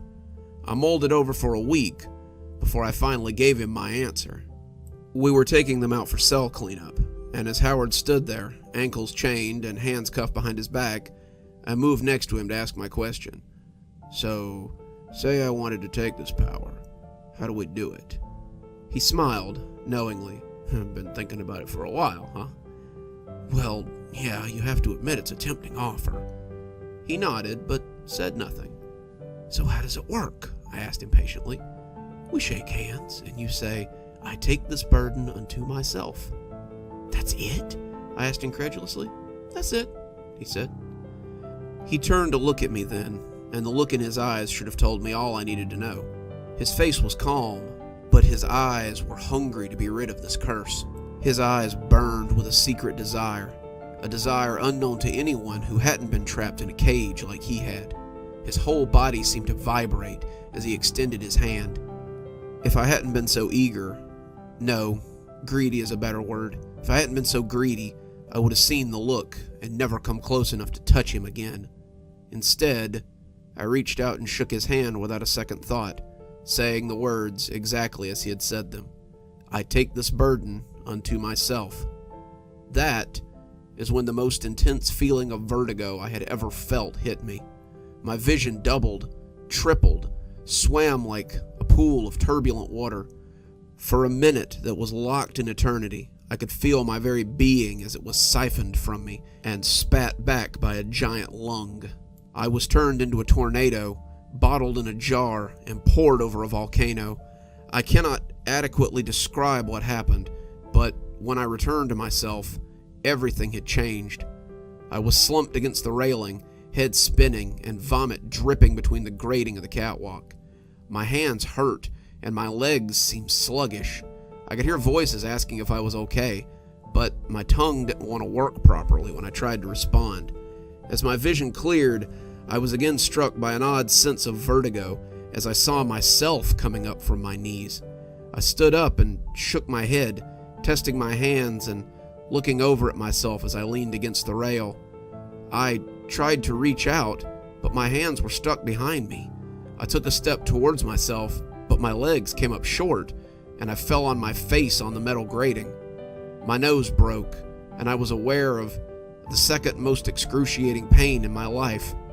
I rolled over, spitting blood, and I could see myself standing over me. When I smiled, I felt cold horror spreading over me. Howard's smile was spreading across my face. "What happened?" one of the COs asked, coming out of the cell and looking at Howard as he stood over me. "This inmate lunged at me. I had to put him down before he hurt himself," Howard said, never taking his eyes off me. "That's so," the CO said. "I think his name was Taylor, but who remembers? Want me to call the captain down here so we can start some paperwork?" "Nah, I think he's had enough. Help me get him back in the cell," Howard said. They moved me back into Howard's cell, grabbing me under the arms. Once the leg restraints came off, they walked out and closed the door. I struggled to my feet and ran to the little window, but Howard was already leaving the quad. Officer Taylor told me to put my hands through the flap so he could get the cuffs off. I tried to explain to him, tried to tell him how I was not inmate Howard, how inmate Howard had put my mind in his body, but the things I was saying were a hard sale at best. Taylor stared at me through the glass, blankly listening to what I was saying in the same way I had listened to 1,000 other inmates. He heard my words, crazy as they sounded, but he let them wash over him before he again told me to give up the cuffs before he had to call the captain down here. I put my hands out, and he took them off. I tried to tell him what had happened again, but he closed the flap and moved on, leaving me in an 8x10 cell with nothing but my own confused emotions. That first night was the worst night of my life. I paced the cell, eating and drinking nothing, as my mind ran around my head like a trapped rat. I hadn't seen Howard for the rest of the day, and it didn't do any good to try to talk to any of the other officers. They just thought I was talking crazy talk to get sent to psych, or ignored me as I raged against the glass. I didn't sleep that night. After lights out, I walked and screamed and yelled my frustration out amongst the other prisoners that screamed for me to shut the hell up. If you've never been inside one of those cells with the door closed, you can't imagine how small it feels. Knowing that you have no escape from that hell is pure madness. Knowing that no one will come if something should happen to you is pure hell. I understand after that night why so many inmates go insane. I worried about my wife and son the most. What if Howard found his way to my house? Wearing my face, my wife would greet him, let him in without question. What would he do to them? Would he hurt them? Thinking like that made me scream all over again, and by morning, I feared my vocal cords had been damaged. The juice they gave me with breakfast helped my raw throat, but did little for my mental anguish. After the first night, I found a numb little hole in my mind to crawl into. That was where I lived for the next few weeks. If someone came to give me food, I ate it. If someone came to take me to the shower, I went. If they tried to take me to rec, I ignored them. I slept in a fetal ball on my mat and just let time slip by. Time had ceased to matter anymore. Sometimes I would sleep the whole day, lost in my misery and coldness. The world shrank to an 8x10 concrete box, and the things outside mattered very little. I could hear whispers on the quad, but I ignored them. My name came up often, my old name, that Howard now wore. No one had seen him in a while, and there was talk that something had happened. I had done something bad, and was likely not coming back. I tried to block it out. I held my hands against my ears and refused to listen. But as the details came out, my worst fears were realized. I had murdered my family. I had shot and killed my wife and son. There was evidence of sexual assault on my wife. Neighbors had heard her begging for her life, heard my son screaming as I killed them. He had left afterwards and killed 5 more people. They had caught him in the act and taken him alive. His trial was scheduled for later this month. He was likely to get the death penalty. This information trickled in over the course of weeks. I was privy to it, but did not actively participate. I stopped eating, my eyes constantly running at the thought of my family's suffering. My wife, my son, they were both lost forever. They had died believing that I was their killer. My greed had led to their deaths. As I lay there, I realized I couldn't take the pain. I tried to kill myself the next night. The officer on duty found me hanging from a bed sheet and cut me down, rushing me to medical. It was needless. I had suffered no ill effect. I had never even lost consciousness. Howard had been right. My body refused to die. I could have cut myself, stabbed myself, thrown myself off the bunk, and never even suffered a bit of ill. I had gained the power I wanted, and now I saw it for the curse it was. I spent a week under medical observation, sitting in a 12x12 concrete room with a big glass window that they could monitor me through. I was dressed in an oversized green smock with Velcro fastenings and given a rip-resistant mattress to sleep on. They gave me pills for the pain, pills for the psychosis, pills for the depression I was likely suffering from, but I didn't take them. I spit them out the second they weren't looking and wallowed in my pain. After a week, they let me go back to my old cell. When I got back, I heard someone calling my name from the nearby window of J-Dorm, Stragview's death house. I bristled when I heard it, the voice as familiar as my own name. I went to the window and looked out across the short expanse. The cell, as if predestined, faced the wall of the death house, and I could see a grinning face looking through the bars at me.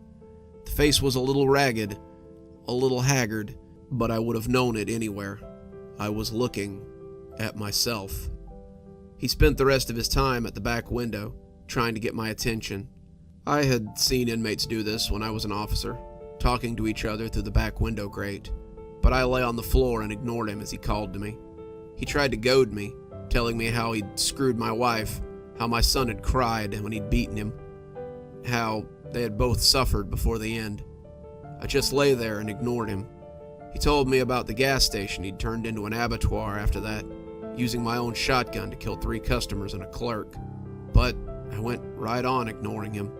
He told me how he'd killed a cop before they'd apprehended him, how the cop had wanted to kill him so badly. Told me how the trial judge had said that life was too good for someone like him. But I went right on ignoring him. I've been sentenced to death. I have no attorney, no appeals to file, no chances for retrial. I doubt I'll last more than a year on death row before they execute me. Looks like I finally get to die. I ignored him. He tried to get my attention at every available moment. He told me of the murders again and again. He told me how his life story had been a lie. He told me how he too had been a guard once, how he had taken the same deal and been trapped for years and years as his sanity eroded away. You'll sit here too. In Stragview, no one seems to care about an eternal prisoner. I ignored him until the day they took him off the block and laid him to the chair. I was there on the night they executed him. I did not watch from the window. I lay on the floor of my cell in a fetal ball and did not mourn the passing of my old life. I almost thought I could hear him laugh as the lights dimmed and then they came back up again. I was Still there when the sun came up. I was there for a lot more sunrises after that. I don't know how long ago that was. Time had no meaning there. Time had no meaning to those trapped in hell. I ate when I had to. I showered when such was offered. I went to rec when it came my turn. The faces of my wife and son faded from my mind, and for that, I was grateful. Their memories are a fiery brand against my soul, and I know I will be made to answer for them someday. I'm writing this from a library terminal in a city I never bothered to learn the name of. I lived on the streets in much the same way I lived in prison. I eat when food comes my way. I sleep when I can find a safe place to. I shower when such things come to pass. Unlike prison, however, I find myself at rec a lot more often. You must realize by now that if I'm out, someone made the same deal I did. I, however, did look back when I left him in that hell forever. His confusion was familiar, but I never looked back again. I kept running, kept moving, and now I feel my sanity beginning to return. It's easy to forget what hell is like once you're out. So if you work in Stragview and an inmate offers you immortality, do yourself a favor. Tell him to shut the hell up and just keep walking.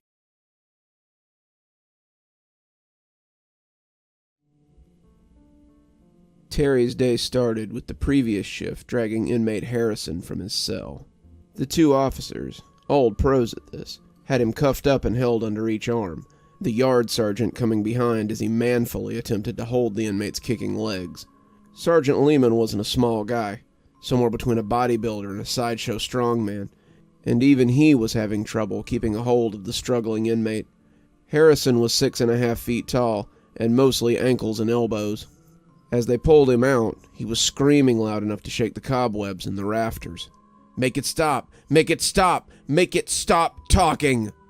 Terry grabbed a leg as he tried to help Lehman get the struggling man off the quad. Terry, Officer Greenwood to his charges, had just come in for his first shift of the week, and he couldn't think of a more tumultuous way to begin it. He had expected that they were just taking him to the shower. He stank and was likely being forced to clean himself. But they headed straight out of the quad and into the sally port, where Officer Carr was waiting with the restraint chair. "What the hell happened?"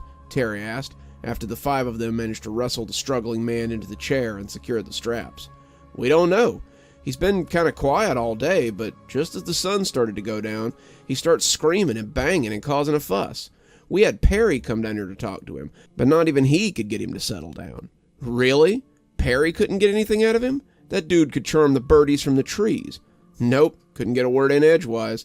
He said all he was doing was gibbering about someone in the cell talking to him. We're going to take him down to medical for observation. Do me a favor and put in some paperwork on that sink in there. He broke it while he was spazzing out." Terry said he would, and with that they were off and rolling towards the medical pavilion. Harrison continued to buck as they rolled away, his eyes going towards the cell he had left. His eyes were wide and white, crazed like a horse's eyes, and Terry felt a sliver of fear creep into him. What had he seen that had scared him so much? Would Terry see it too? Terry hoped not, as he headed for the station. Officer Tobry was there, as well as Sergeant Wayne, and the cocky young officer grinned at him as Terry walked up the stairs into the station proper. "Guess we'll have to change our count before we get started. Doesn't look like Harrison's going to be back anytime soon." Terry shrugged. "I guess so. He seemed pretty rattled." "He's been rattled since he got here. Dude takes enough pills to keep his sight grade in check, but he's one bad day away from losing his marbles." Tombry clapped him on the shoulder, Terry turning to look at him as he cocked his head back towards the door. "Come on, man. Let's get these degenerates counted." Terry nodded as he followed him, sliding his notebook out as he prepared to count the dorm. As they came into Quad 4, Terry couldn't help but glance at Harrison's old cell. The door was open, and the inside hung blackly in the lighted quad. The dying light through the window made a smoky square on the floor, and in that strange light, Terry felt that he could see something on the far wall. He had thought someone was hiding in there before he remembered that no one could be in there. The wing was secured. No one was capable of leaving their cells or moving around, and when he walked past the door, he stopped for a few seconds as he studied the spot on the back of the cell. Taking out his flashlight, He shone it in and gasped as he tried to keep a grip on it. It had fallen on something on the back of the cell that looked surprisingly like a face. He stood there for a count of 5, just staring at the wall, but the longer he looked at the spot, the less it looked like the face he thought he'd seen at the start. The face he had seen had been that of a stunted old man, the kind with a mischievous face that you watched your kids around. The more he looked at him, though, the less it looked like anything more than a swirl of paint on the back wall. It was silly to think about. It could have been anything, but as he looked at it, the more he could see that face lying just below the painted surface. "You see something you like in there?" came a voice in his ear, and Terry jumped about a foot. Taubrey had come down after counting the upstairs and found Terry just standing there, looking into the cell. "Thought I saw..." But Terry thought better of it before telling Taubrey about the face. "Some graffiti or something. I was going to write it up, but I guess it's nothing." Taubrey shrugged. "Looks like he slagged the sink, though. Guess we got to write him up for that." Terry nodded, and the two of them moved back to the station to give their numbers to the sergeant. That was how it started, and it was a moment that Terry would reflect on often. Terry arrived home around 7 the next morning, and fell into bed in his uniform. It had been a hell of a night, and not just because of Harrison. He and Taubrey had gone about their usual duties, handing out mail, checking on the nightly chore list, but it seemed that something always drew them back to Quad 4. Some kind of fracas always dragged them back to the floor, and it was the busiest it had ever been. There had been 2 fights, one of them requiring help to break up, and 3 different inmates had been taken to confinement after lights out when they started kicking doors. Terry was usually pretty good at talking to them, but tonight there'd been no chance for communication. They kept yelling that people were talking to them, telling them things they didn't want to hear, and they wanted them to stop. In the end, they had sent 6 people to confinement, and it had taken all night to pack their property. On top of that, there were the weird noises in Quad 4 that night. Terry could believe that they were hearing strange whispers, because he could hear them too. Every time he went out to do a round, every time he found himself out there packing property, whenever he was pulling people apart or making the rabble go back to their cells, he could hear a low whisper that permeated everything out there. It was a small, ugly little voice, the voice of a witch in a kid's story, and it told Terry how worthless he was all night. It slid across his skin like a wire brush, and he came to dread the time he spent out on the quad. Strangely, it also seemed to be trying to lure him into Harrison's old cell. As he fell into an exhausted sleep, he could almost hear the words again. "Scurry, scurry, little mouse. You don't dare come into my home. I taste your fear, weakling. You don't have the sand to come face me. Step inside and see how much of a man you really are."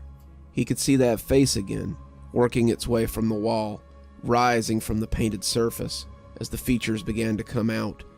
He was looking at the worn face of a wicked old warlock, looking for someone to draw into hell to take his place, and Terry was powerless to stop it as he held his face in the beam of that flashlight. He was aware of walking towards it, slowly but surely, and the closer he got, the less he wanted to. The face got bigger and bigger, taking up the wall as it grew, and the mouth opened to reveal rows of razor-sharp teeth.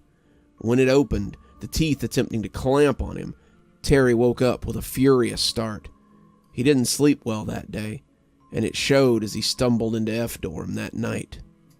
Taubrey whistled as he stumbled up the stairs. "You look like hell, Greenwood. Not getting sick, are you?" Terry shook his head, but he honestly felt sick. He had managed to fall asleep after a series of bad dreams that morning, and woken up just in time to see that he had 20 minutes to get to work. Given that it took 30 minutes to drive to work, Terry was pretty glad that he had slept in his uniform. It was a little rumpled, but he threw his coat on and ran out the door, stopping by the kitchen long enough to grab a TV dinner out of the freezer and pull his boots on before he ran out in his sock feet. He had been about 5 minutes late, speeding the whole way there, and his captain had thankfully been understanding. "Well, hopefully tonight is less of a 3-ring circus than last night," Taubrey said. "Come on, partner, let's get this show on the road." Right off the rip, though, the shift began to list. Terry found 2 empty beds where inmates had been the day before. their roommates telling them how they'd been taken to confinement after getting mouthy. The door to Harrison's cell had been closed, but it did nothing to cut the sounds of the spidery whispers that Terry had heard last night. He tried to tell himself that he was remembering it wrong, that the whisper was something he had heard in his dream and attributed to his time in Quad 4 yesterday. But as he stood before that closed door, he could hear that caustic scuttling across his senses. "Open the door, weakling. Don't worry. I won't bite." The voice sounded pleased with its little joke, but Terry found that he didn't dare open that door and take a look. That night, he and Toby were absolutely slammed. They had to break up another fight, and after lights out, they had several others kicking the door. It got so bad, Terry finally just turned the TV on out there, anything to dampen the whispers they all could hear. It helped a little, but there was a lot of grumbling amongst the cells when Terry went to do his rounds. He didn't doubt they could hear it. Terry could hear it, and it seemed to get louder every time he walked past the cell they had taken Harrison from. When he looked through the little glass window, Terry thought he could see eyes looking back at him. They reflected like a dog's eyes, red and sparkling in the light of his flashlight, but the wall was still flat and featureless. As the two of them left the next morning, Toby clapped him on the shoulder and reminded him that, hey, at least he had the next 2 days off. We can rest up for the long weekend to come, and hopefully it won't be as bad as these two we've just had. Terry hoped so, but as he fell into bed again, the dream was waiting for him. It was the same thing as the day before. He was alone in the quad, the cells empty and their doors open and gaping. The lights seemed to buzz darker in their cages tonight, and the face snickered as it pushed its way through the wall. The wrinkles on its skin made it look like a carved wooden thing, but its eyes glowed with mirth. It grew larger and larger as Terry watched, held captive by the thing in the beam of his light, and as the face pushed out of the wall, it slithered free on a long tail of flesh. Terry could see a body pushing its way behind it, the majority trapped behind the paint, but as it opened its mouth wide to bite him, he realized it hardly needed anything but that long, trailing flesh tumor and its mouth of pointy teeth. He spent that first day in a state of perpetual doze. He would fall asleep, and the dream would be waiting for him. The monster would come slithering out of the wall, ready to bite, and Terry could do nothing but stand there and watch it happen in the beam of its flashlight. It bit him again and again and again, each bite burning as he came awake. Terry was limping by the time he got up on Thursday morning in the wee hours, and as he sat watching TV, his legs itched from the bites. He could feel something like infection working its way up them, but they looked the same as they always had.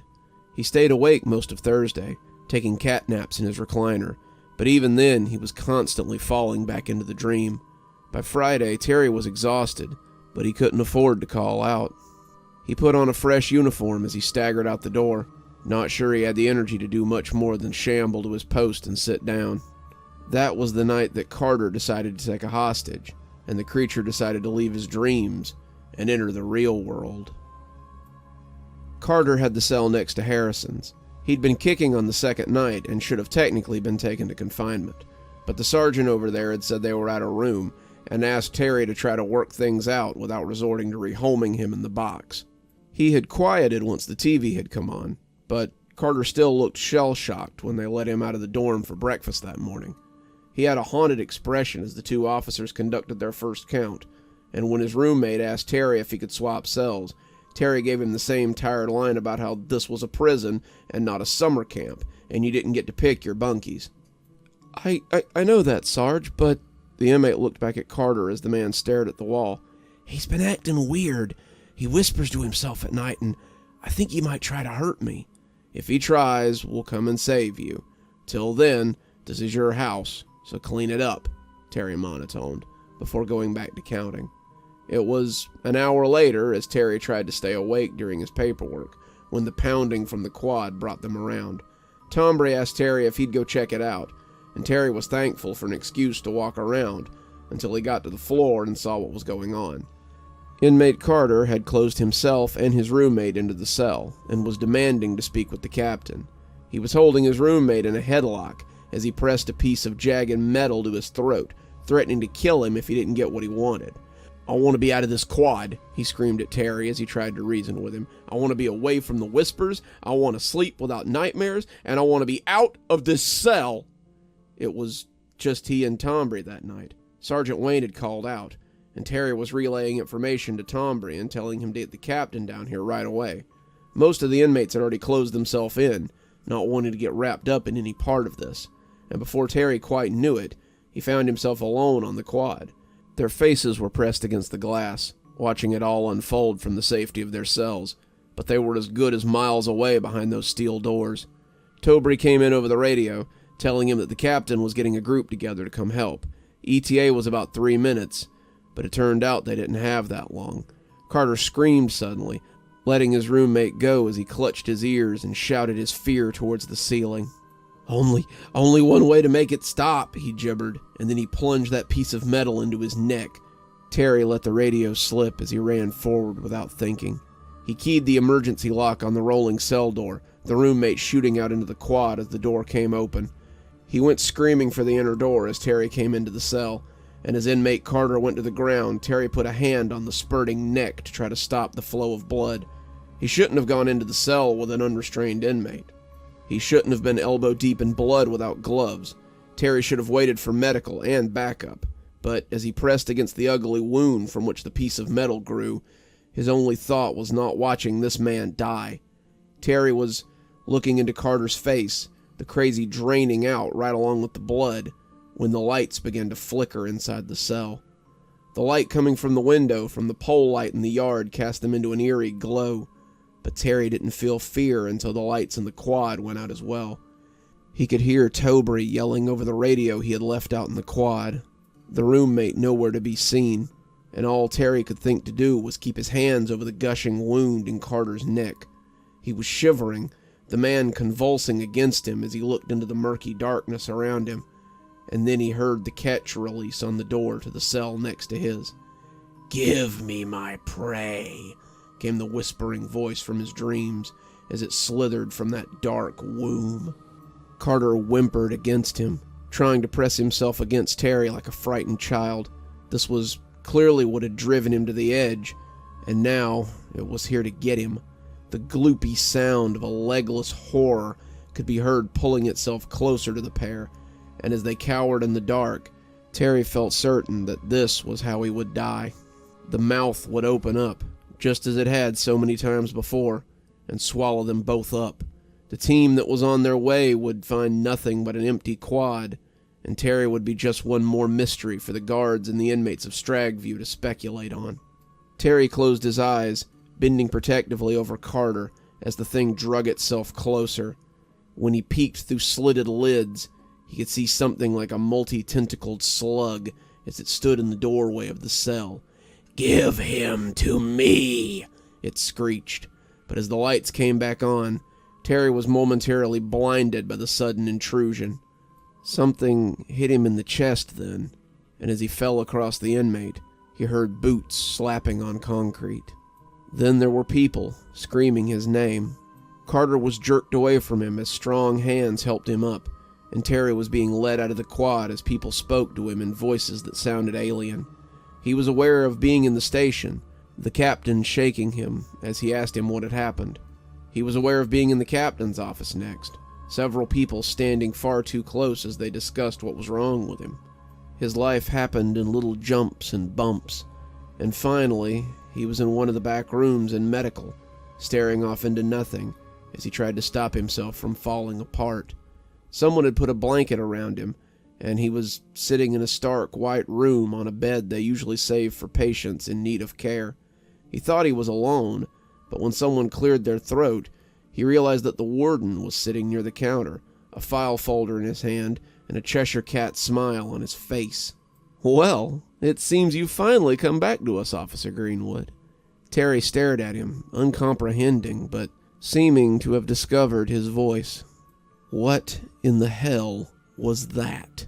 The warden steepled his fingers, seeming to contemplate the answer. 20 years ago, there was an inmate named Frost. Frost was a bad man who liked to do bad things to children. He was serving a very long sentence, but someone decided to shorten it for him. They slammed his head against that wall so hard you could see his face in the wall for a while afterwards. We painted over it a few times, and it finally started to fade. After a little, we started putting people in that cell again, but something happened. We started seeing an increase in crazed inmates. They complained about voices, whispers, seeing things after lights out, and it drove more than one of them insane. After a while, we found a few of them dead, either by their own hands or something else's. We tried closing the cell, but it didn't work. Frost was angry, but Frost was also content to torture people who happened to find himself in his cell. We remembered how we'd gotten rid of that ugly indentation of his face in the concrete, and every month we painted the cell. We paint it with the thickest latex paint we can, and it takes him a little longer every time to come back. It's not a permanent solution, but it's the best we have. Terry sat there, taking all this in, trying to make sense of it, but coming up short. Why not just... But the warden put a hand up to stop him. Whatever you're about to say, we've tried it. He's a monster, a disease, and he always comes back. He turned to go, stopping at the door as Terry looked after him. Take the weekend off. Come back fresh on Monday. I'll have a crew in there tonight to paint that cell, and that will keep him in check for a little longer. Over the next 3 days, do what you have to do to forget what you've seen. Drink yourself into oblivion. Take sleep meds. Try to ignore what dreams might still linger. Don't let him stay. Push him out as best you can. Or one day, you might wake up to find that very same face on the wall of your own home, and will have to fill your position with something besides a layer of latex paint. Terry watched him go, not sure what to believe, but wanting nothing so much as the oblivion of a peaceful sleep, knowing he probably wouldn't get it. His chest ached suddenly, and he looked down at the bruise someone had treated there. They had laid his uniform shirt and undershirt across a nearby chair, and as Terry looked, he felt his mouth go very dry. The bruise on his chest looked like nothing so much as a formless blob, but the longer he looked, the more he could see the hooked nose and the hateful eyes that had stared back at him from the cell.